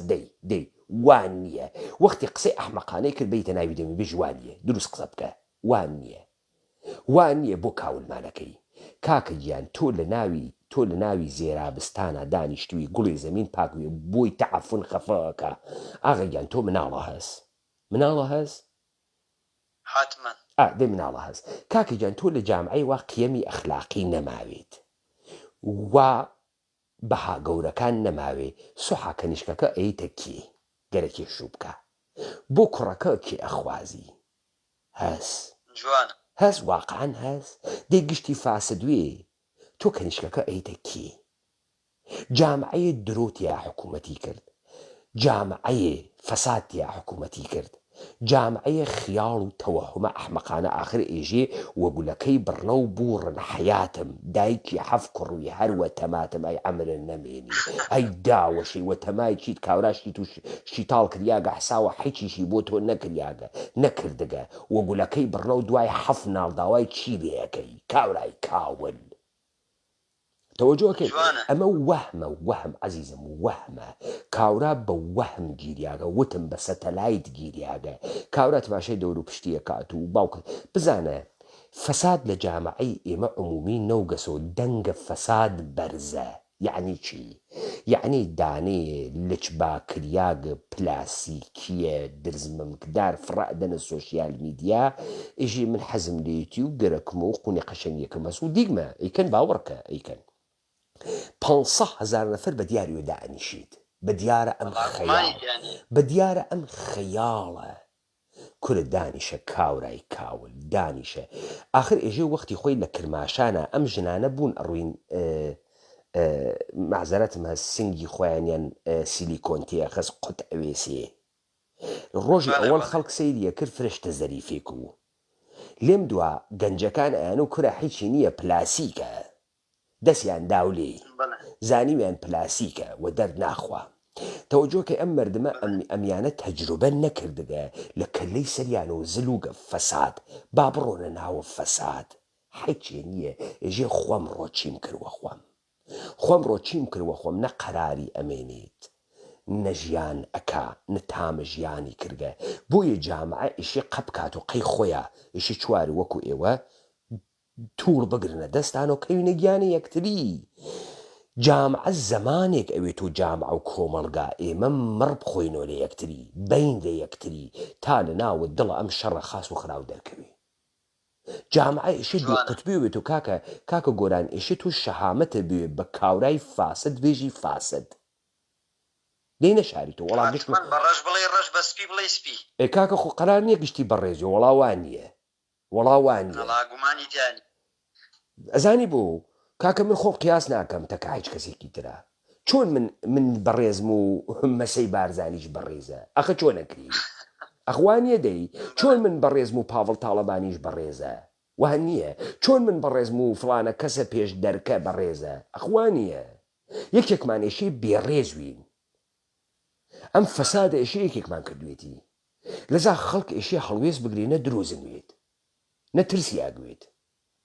دەی تۆ مشتێ درۆ کرد مناڵەکەیشە وەکو خۆتی پێتی ژنەکەیشە درۆتە کاکە برایشە درۆتە کاکە ڕێگەکە ئەوەسە توولانیە توولانیە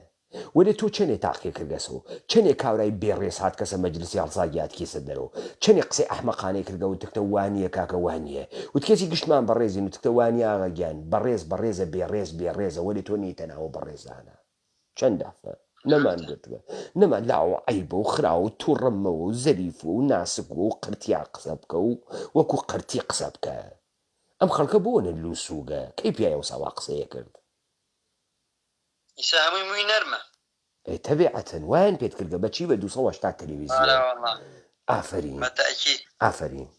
کاملەن دروستە گەرەکتە بیگۆڕی هەریستە بیگۆڕە ئەنا ناگۆڕێت ئێستا ئێشێ بێت و دادگای قیامەتیانە هەڵەبجە کاکە گۆران لە 9 ساڵگی تۆ بۆ ئێمە تعریفکەی تا ئێمە بە تۆ بێژین چه ئیتفاقی بەسەر خەڵکە هەڵەبجا کەوتگە لە بیرت تێ لە سەرەتاوە وتت قوربانی زیندوو ماگە مسالە هاورد و کاک کامیل عەبدولقادرم کاک کامیل عەبدولقادرم هاوردە ئەم دیبەیتە قسەی کرد گەیە لە ختەیە وتی کوێر بوو ڕوویمە ناوی مەقڕی پێشمەرگەیە کان دەستمیان گرت بردمیانە سەر هەورازێ بکەومە خوارۆ جا تۆ پێ دوایە ئەم قسەی کاک کامیلە دروست بووها وەلی ئەزانی غەشەکەی کاک کامیل لەکوێ بوو ئەزانین لەکوێ بوو لەوێ کە کاک کامیل نێوە دەمانە پێشمەرگەی کێ بوون نەیوت و نایژێت ئیمکانی نییە تۆ خۆت بکەیوە مەقڕی پێشمەرگەیەکە کاورا نێژی ئێمە حسکین سوسیالیستین پارتین یەکێتین نێژێت یەکیکیان نێژێت تەوەجۆکەی حتمما زانیوێتی بەس نەیویست بۆ نەیویستوە لەبەرەوەی پوڵەکە بابێت با پوڵەکە بێت کاورا فێر بووگە ئیستە تاقانەی هەڵەبجەبوون شۆغڵە تایتەڵە وەسە دەرەبەک وەسە بەگەڕوتە وەسە لۆرد پوڵی واتیە تایتەڵە هەر ئەکڕوزێتەوە و خەڵک ڕژێوە سەریاوە پارە کاورا فێر بووگە فێرم سواڵە بووگە حاڵیتە حەزی پێکە قەشقی مادەبوونەکە وەکو تۆی لێ نا فێر بووگە ناندانیەکە فێر بووگە فێریم کاس ئاوتم پێ دوتم مناڵێ پێی بێژە بڕقسە بابە گیان و شکلاتێکی بێبە حتا ئاخری عمری هەرچیەکی گەرەکوێ ئەڕقسێ بۆی جوانە تۆ وەختێ فێرە کرد فرمێسک لە خەڵکی بسێنیت پوڵە دەسە ئەکەوێ دائیمەن بە شوێنە ئەوە گەڕێ فرمێسک لە خەڵکی بسێنی و نایژی کێوایە پێت کرد ناو نایەری مستەقیم لەبەرەوەی نەشێوێ بازیەکە دائیمەن و حەسک بێت ئەوەی بەز نییە ناوی ئێمە نەهاورد بزانیستان حکوومەتی هەرێمە فکرەکە من ناویان نایەرم مەسەڵ نایژم شەوکەتە حاجی مشیر و مستەفای بارزانی و نایژم مەسەڵەن نەوشیروان مستەفا و ئەمانە جنایەتکارە من ێژم پارتی و یەکێتی بە ساختار و جنایەتکارە فکرەکە کەس نایانگری فکرەکە چون ناوم نەهاورگە کەس نایەنگرێ و لاوە حەجێنی و بەس نەو ناوی منی نەهاورد دەسوێتێکە کاگە گۆران دەیان نەفەر بە من ئێژێ فلانە مەسئول ژن کوش بوو فلانە مەسئول دز بوو فلانە مەسئول تەجاوزی کرد فلانە مەسئول زێڕی برد دەزانێ من بۆ ناویان نایێرم لەبەر ئەوەی ئەمانە ڕەکەبەرایەتی حیزبیان هەز یعنی ئەم حیزبە هەم پیای خاسیشی واتیان پیای خراوی واتێ درۆەکەی ئەساسی ئەم حیزبە ئەساسەکەی لەسەر جنایەت دانریاگە گەشتتان تیا شەریکن و گەشتتانیشی هەڵبکێشرێن ئەو مەلا بەختیارە نیێژە وەختی خۆی لە ناوی زیندان ئاوگەم بەڵام مەلا بەختیار تۆ هاتیتە دەرەوە بەشداریت کرد و لە کارنامەکەی شەریک بوویت ئەو حزب شوعیە هەز ئێژێ ئێمە هاوێمە تەداخلمان نەکرد وەێ تۆ خەبەرت نەدا بە خەڵکە هەڵەبجێ حزب ئینقلابیە تەبقەیە کارگەر حزب ئینقلابیە خەڵک تۆ بە خەڵکە نەوت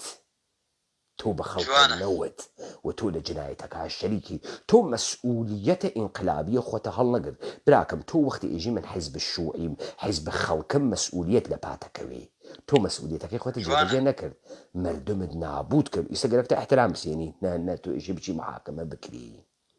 تەوەجۆکەی کاگۆران پس ئێمە دادگایەکی تر کە جەنابە تەشریف تێریت بەم مەسیرە ئەڕۆین هەدەفە ئەم دادگا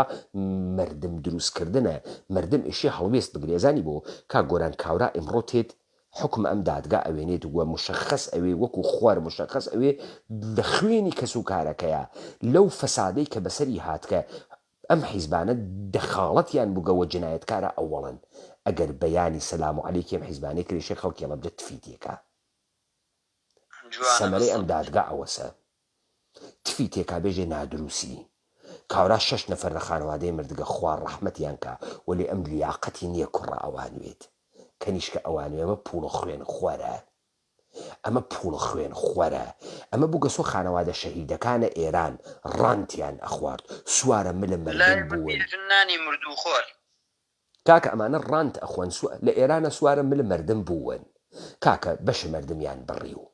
نیان هێش کەس سەر دەربێرێ ئەیاندا لە خەڵکی نۆ بە بڕیان لە خەڵکی ئەکرد پارەیان ئەدزی چون خانەوادە شەهید بوون دروستە حتمما تەوەجۆکەی کاکە گیان بەر بەم فەسادە بگرن هەر کەسێ احترامی دایک و باوکی خۆی ئەگرێ خوێنیان ئەگرێ ئێشێ بڕوات ئاملان و ئامران بدۆزێتەوە بامە شتێکە پێ بێژم ئەمانە گشتیان پێیان خۆشی بێژن سەدام حسین و سەدام حسین دەستی لە دنیا بڕیاگە و قدرەتی نییە و مردگە و ئەمانە هەروانە بوون وا وەختی سەدام حسین لەسەر دەسەڵات و هاتنەوتیان بنەماڵەکەمان وە تۆپ کوژیاگە وە تۆپ کوژیاگە ئێستا سەدام حسین دەسی لە دنیا بڕیاگەیشن وڵاوە سەدام حسین و نە هەر سەدام حسین نەبوو ئەمە پلانە گشتیان بوو گشتیان مشارەکەتیان هەز دەما سەدام حسین بە تەنها نییە ئاغا سادەی مەکەرەوە بچووکی مەکە هەڵەبجە و ئەنفال بچووک مەکە کێسە ئومەتە کوردی بچووک مەکە خڕی و مەکەرەوە لە بەرەوەی تۆ نانەکە بخۆی ئەلحەمیلا تۆ پیای محتەرەمێکی ئەم حکوومەتە نە کوردیە ئەم حیزبانە نە کوردین نەحەیچن کورد ئی دەستکاکە کوا ئیدە چۆن دەسەڵاتە کوردی کوا ئیدەی سیاسیەکەی کوا ئیدەی کوردیەکەی چۆن پێێژی کوردی چۆن پێێژی کوردی ئێمە فێر بووگین و هێلکەی مامەر ئێژین هێلکەی کوردی تەوەجۆکەی وەڵا هێلکەی کوردی بخۆین پەنیرە کوردی بخۆین ڕۆنە کوردی بخۆین تەوەجۆکەی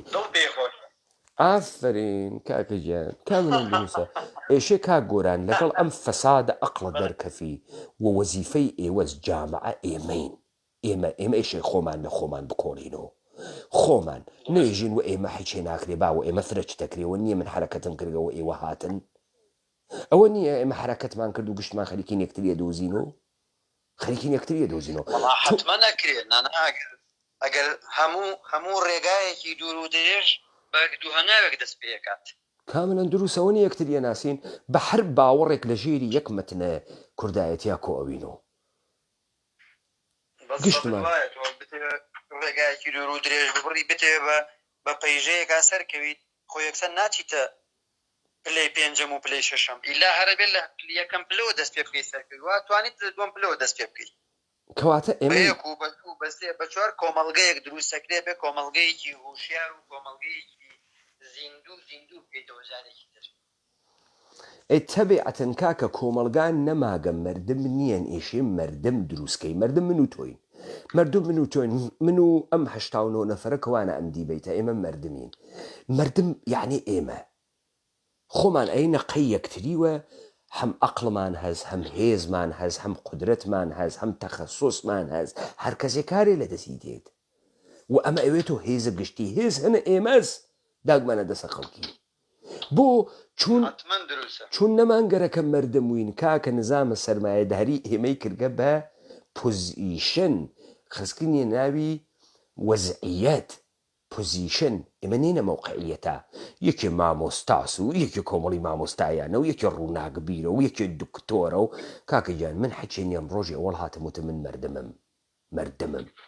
موقعیت سیچویشن ئەدا لە سیچویشن مردم ئەدا لە دەسەڵات و دەسەڵات لە بینەوات پۆزیشن نادا لە دەسەڵات مامۆستایان هاتنە دەر و هەڵەخەن دێ بە هەڵخەنەوە ئەوێ تۆ چی پۆزیشن نادا لە موقعیت هیچ وەخت ئەوە مردمە موقعیت مردم ئەدا لە موقعیەتە حاکمیت و نابودیەکە شەڕ زمانی دروست ئەوێ کە من قەستم کردوێ و تۆ قەستە کردوێ دوو قەستمان دوێ قەستە حکوومەت ئەوەسە ئێمە نابودکە ئەگەر قەستە ئێمەش ئەوەوە حکوومەتێک کە گەرێکی نابودمانکە نابودیکەین ئەو جار شەڕ دروست ئەوێ و ئێمە نابودیەکەین تۆجۆت کرد پس ئێمە قەستمان نەکردگە ئێشێ قەستکەین قەستکەین و ئەم کاملەن دروستە دێ ئەمە کاریگەرەکە ئێستا تۆ و من حەقیقی بووینەوە ئێستا و 85 نەفەروا لەگرا حەقیقی بووگەسەوە یەکتر ئەوێنیت لە شەکان یەکتر ئەگرێت تەوەجۆەکەی ئیدەکە بڵاو ئەوێتەوە ئیدە بڵاوکەن کاکەگیان لە چەکە ئەتۆمی ئیدە خەتەرناکترە ئیدە خەڵکێ کە ئیدە بوو ئاگال لێبوو لە سەیسای خەڵک هەرچی جێگەزگرتی ئاگال لێبوو لە هەڵەبجە گرتیان ئاگال لێبوو لە سلێمانی گرتیان خۆ خەڵکەچی جێگەزگرتیان ئیدەی سیاسیە نەبوو تا دەسەڵاتەکە بگرنە دەسەوە گرتیان ئیسێشە بە دوو چەقانە ئیگرن گوایە ئیدەی سیاسیەکە بڵاوکەنەوە و ئەمە چۆن بڵاوەکرێتەوە بە مشارەکەتە گشتمان لە کناری یەکتریە گشتی شێشێ قودرەتی بوێت گشتی شێشە مەسئولیت بگرێ و لە ژێر ئیدەیەکا کۆبێت و ئەم تربیەتە کاملە ڕاحەتە بڕاحەتێت وانین بیکەین مەغدورە ممکنە و ئەکرێت با بزانیت هەموو کۆمەڵگایەک ئینقلاب تەیە بە 2% خەڵکی ئەکرێ نە بە 100% خەڵکی ئەوە با بزانی 98% تریش ڕسمە گۆڕێت ئەکەوێتەکە مەوجەکە خەڵکوێ سیاگە ژێ تۆ بڕۆ بیکە بزانم ئەوێ تۆ چی یعنی ئەگەر سەرکەوتی شەریکم ئەگەر ژێر کەوتی نییە مناوە بەشەکە خۆی وە زرەنگە زانێت بۆیە کاورا ئێستا زۆرینەی خەڵکی ئێمە ئەوەیە کاک ئەرێ پەیمان بەڕاستی زۆرینەیەک ئێستا ئەڵێ سەرکەوتی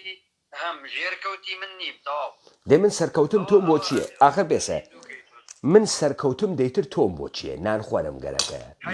بۆچی من دێ سەرکەوتمی تر تۆم بۆ چییە کەسێک گەرە کێسی جامعی بێت وە زندگی بکات مەچەکی ئەداتە سەر و بەشداری تیاکە لێو دوا داوای سەحمەکە ئەم خەڵکی کوردەوارە بۆچی مدعین لە حکوومەتە هەرێم شتیان گەرەکە حکوومەت ئێرەمێژە من نەوتە فرۆشم خۆ باج لە ئێوە ناسێنم نەوتە فرۆشم وە تۆچی ناودەمی چیەکەی ناودەمی خۆ تۆ حیچ مشارەکەیەکە نەکردە یا تەئیدمەکەی هەڵەخەیتەوە بۆم یا نادەمی ئەمە لە کێوە تێت ئەمە لە ئینسانە کۆیلەوە تێت دەمی نییە لە بەرامبەریا بوێسێت ئەوە نییە ئێژێ پارتی هەموو کەسی بە پارەکردەوە خۆ ئرسە مەلامەچەند نییە سروەتە ئەم سەرزەمینەسە لەکوێ ئاورگێسی باخەسێوی چنی گەسەوە چی ئاگەرگە لەکوێ دەریان هاوردەم پوڵە تۆجۆکەی بۆیە مردم ئەقڵە سەلیمە مردم کاک گۆران فاسدیان کردگە ئەمە ئەقڵە ناقسە و ئەمە تاتۆ نەیگۆڕی گۆڕین دروست ناوێت گۆڕینیش لە کەفە خیابانەوە دروستەوێ پس کاک گۆران من سەر بە ئێشنێرم جنابەت لە دادگایە ترا کە تەشریف تێریت داستانە هەڵەبجە و فاجعەی هەڵەبجە لە منزەرە کوڕێکی 9 ساڵەوە بۆ ئێمە باسەکەی تا ئێمە حکم بدەین تا حکومەکە خۆت بیدەی وەختی تۆ جنایەتکارە ناسی ئەو جار حکمێک کە ئیدەی خۆت ئیجرای ئەەکەی تۆ حتما تەوەجۆکەی جوانە من ئەوەی کە ویستمە بە جەنابتانی بڵم من ئەوەی کە لە بیرم بێ و کە بینی بێتم و بیستی بێتم تەواوی شتەکان ئەتوانم بە جەنابتان بڵێم چۆن بووە چی ڕوویداوە ئێمە کەی دەرچوین ئەو شتانە تەنانەت پێش کیمیایی ئێمە مشکلەمان هەر لە کیمیاییە نەبوو ئەسڵا لە پێش کیمیاییشە تۆ جارە بوو سێژەمینان خواردنمانی من لەناو ژێرزەمین و ژێر خانوەکانە بۆ لە ترسی تۆپ و لە ترسی تۆپبارانی ئێران و دەوروبەر و دەرودراوسێ دوای ئەوەی کیمیابارانی هاتۆ بەسەرا ئێمە بە 1-2 ڕۆژێک پێش کیمیاباران من تەمەنم تقریبا لە 9 ساڵی مابووە من ئەو کاتە بە 2 ڕۆژ پێش ئەوەی کیمیایی بدرێت لە هەڵەبجە ینی بەزەبت لە ڕۆژی 14 سیا ئێمە لە هەڵەبجە دەرچوین بەرەو سلێمانی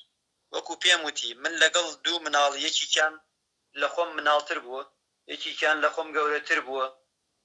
ئەم سێنە مناڵە لە ناو سنووقێکی سیارا بووین جێمان نەبووە لە ناو سنووقی سیارا بووین هەتا ناو سلێمانی کە ڕامان کردووە لە هەڵەبجەوە بۆ سلێمانی بەڵێ پس ئەم داستانە کاکە گۆران هەم مهمە هەم سەوارە بە ڕەوایەتە جنابەت ئێمە پێی بە ئەبعاد جنایەت ئەوەین بزانە تۆ ئەگەر شعرە خوێندوێت تۆ ئەگەر ڕۆمانە خوێندوێت تۆ ڕۆمان زندگی عادیە مردمە وەلی تۆ لەم ڕۆمانە ئەفەحمیت مەسەڵەن بۆ ئێژن کابرا نووسەرێکی گەورەس کابرا نووسەرێکی هیچ و پوچە بۆ خاتری وەی مەسەڵەن کابرا کە ئەسەرێک ئەنووسێ وەکو جەنگ و سڵحە تۆڵستۆی وەکو 100 ساڵ تەنیاییە گارسیا مارکز وەکو لە بە شوێن گەڕانە ساتە ونبووەکانە مارسەل پرۆستا وەکو براکانە کارامازۆف داسایۆفسکی تو جیهانێک و جەهانبینیکی گەورە و عەزیم ئەوێنی تەرح گەورەیەک ئەوێنی لە مەسائلێکی پێچیدەی ئینسانیە کە ئینسان بە چ مەسیرێک کاتێ ئەپەڕێت ئەمانە لە دڵت چیرۆک تێتە دەرەوە لە دڵە ئتفاقێکاوا من لەسرە ژنەکەی پردە دواوا وێسیام وتم مناڵەکەی فڕەداناوە ئاو یعنی تۆ تەسەور کە ئەو ئینسانە دەنێکە ڕۆحی مردگەوە قیامەتیانە یعنی باوەڕکە من ئینسان سەهلە مناڵ فرە شیرینە وەختی گڕوگاڵەکە ئەو مەوجودە مەعسوومە چۆن تۆ دڵت تێ فڕەی بەی تەوەجۆکە یعنی تو لە دڵە ئەمە ئەفەهمی بەسرە مردمێ چی هاتگە چ ترسێکی گەورە کریا بەسە وجود ئەم مردمە و ئەمە چ جنایەت ئەوە نەبوو عومەرە خاوەر بێت و کەوت بێت نە جنایەت ئەو ئینسانە زیندوەسە وا بە جنایەت وادار ئەکرێ و 1 عمر بارە تاوانە ئەم جنایەتە ئەواتەکە خۆیان سێ ئاغێکیان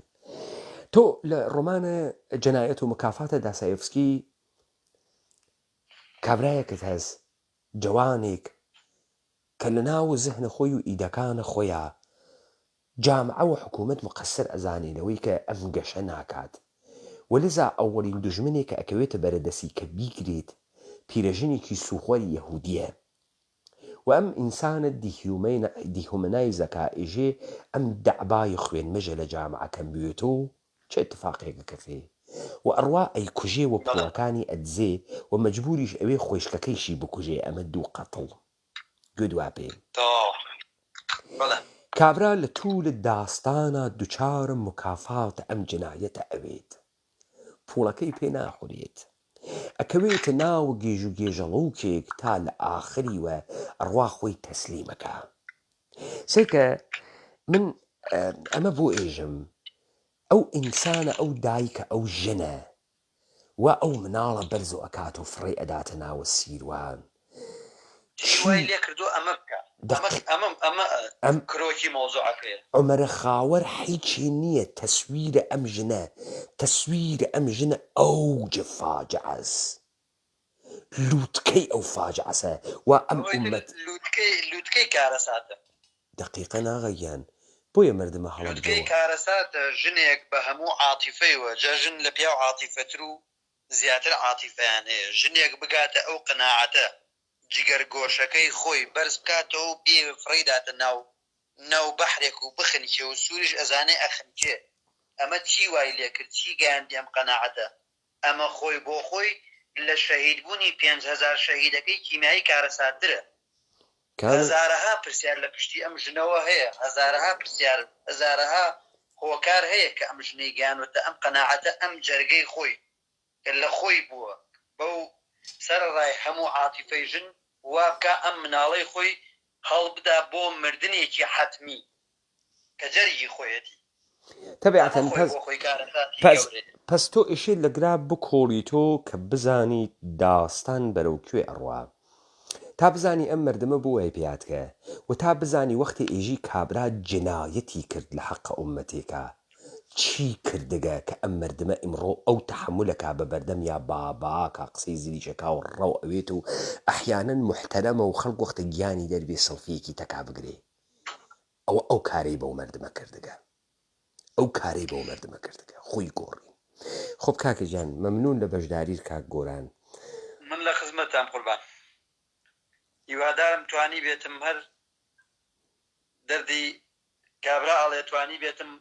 خاڵێکم قسبێتە سەر خاڵەکانی ئێوە توانی بێتم شتێکم کردوێ کە ئەوەی کە ئێوە کردوتانە من توانی بێتم هەنگاوێک ئەگەر لە هەنگاویش کەمتر بێ بەرەو پێشم بردو و توانی بێتم سوودێکم گیان بێ بۆ هەموو میوانە بەڕێزەی کە گوێی لە قسەکان بۆ من سپاسی هەموو لایەکەم و زۆر خۆشحاڵیش بووم و لە خزمەتی شابم ئینشەڵا بەردەوام پەیوەندیمان ئەبێ و ئاگامان لە یەکە بێت. بژیت کاک گۆران سپاس بۆ مردم بوونت. ئێمە مردم بووین و بووین بە مردم و ئەمە گەورەترین کارێک بوو کە کردت و بەشداری شەبی لە دادگاکانترا شەو شەوگارتان شاد. ئینشاءڵڵا سپاس دەکەم خۆشحاڵ بووم. بژیت.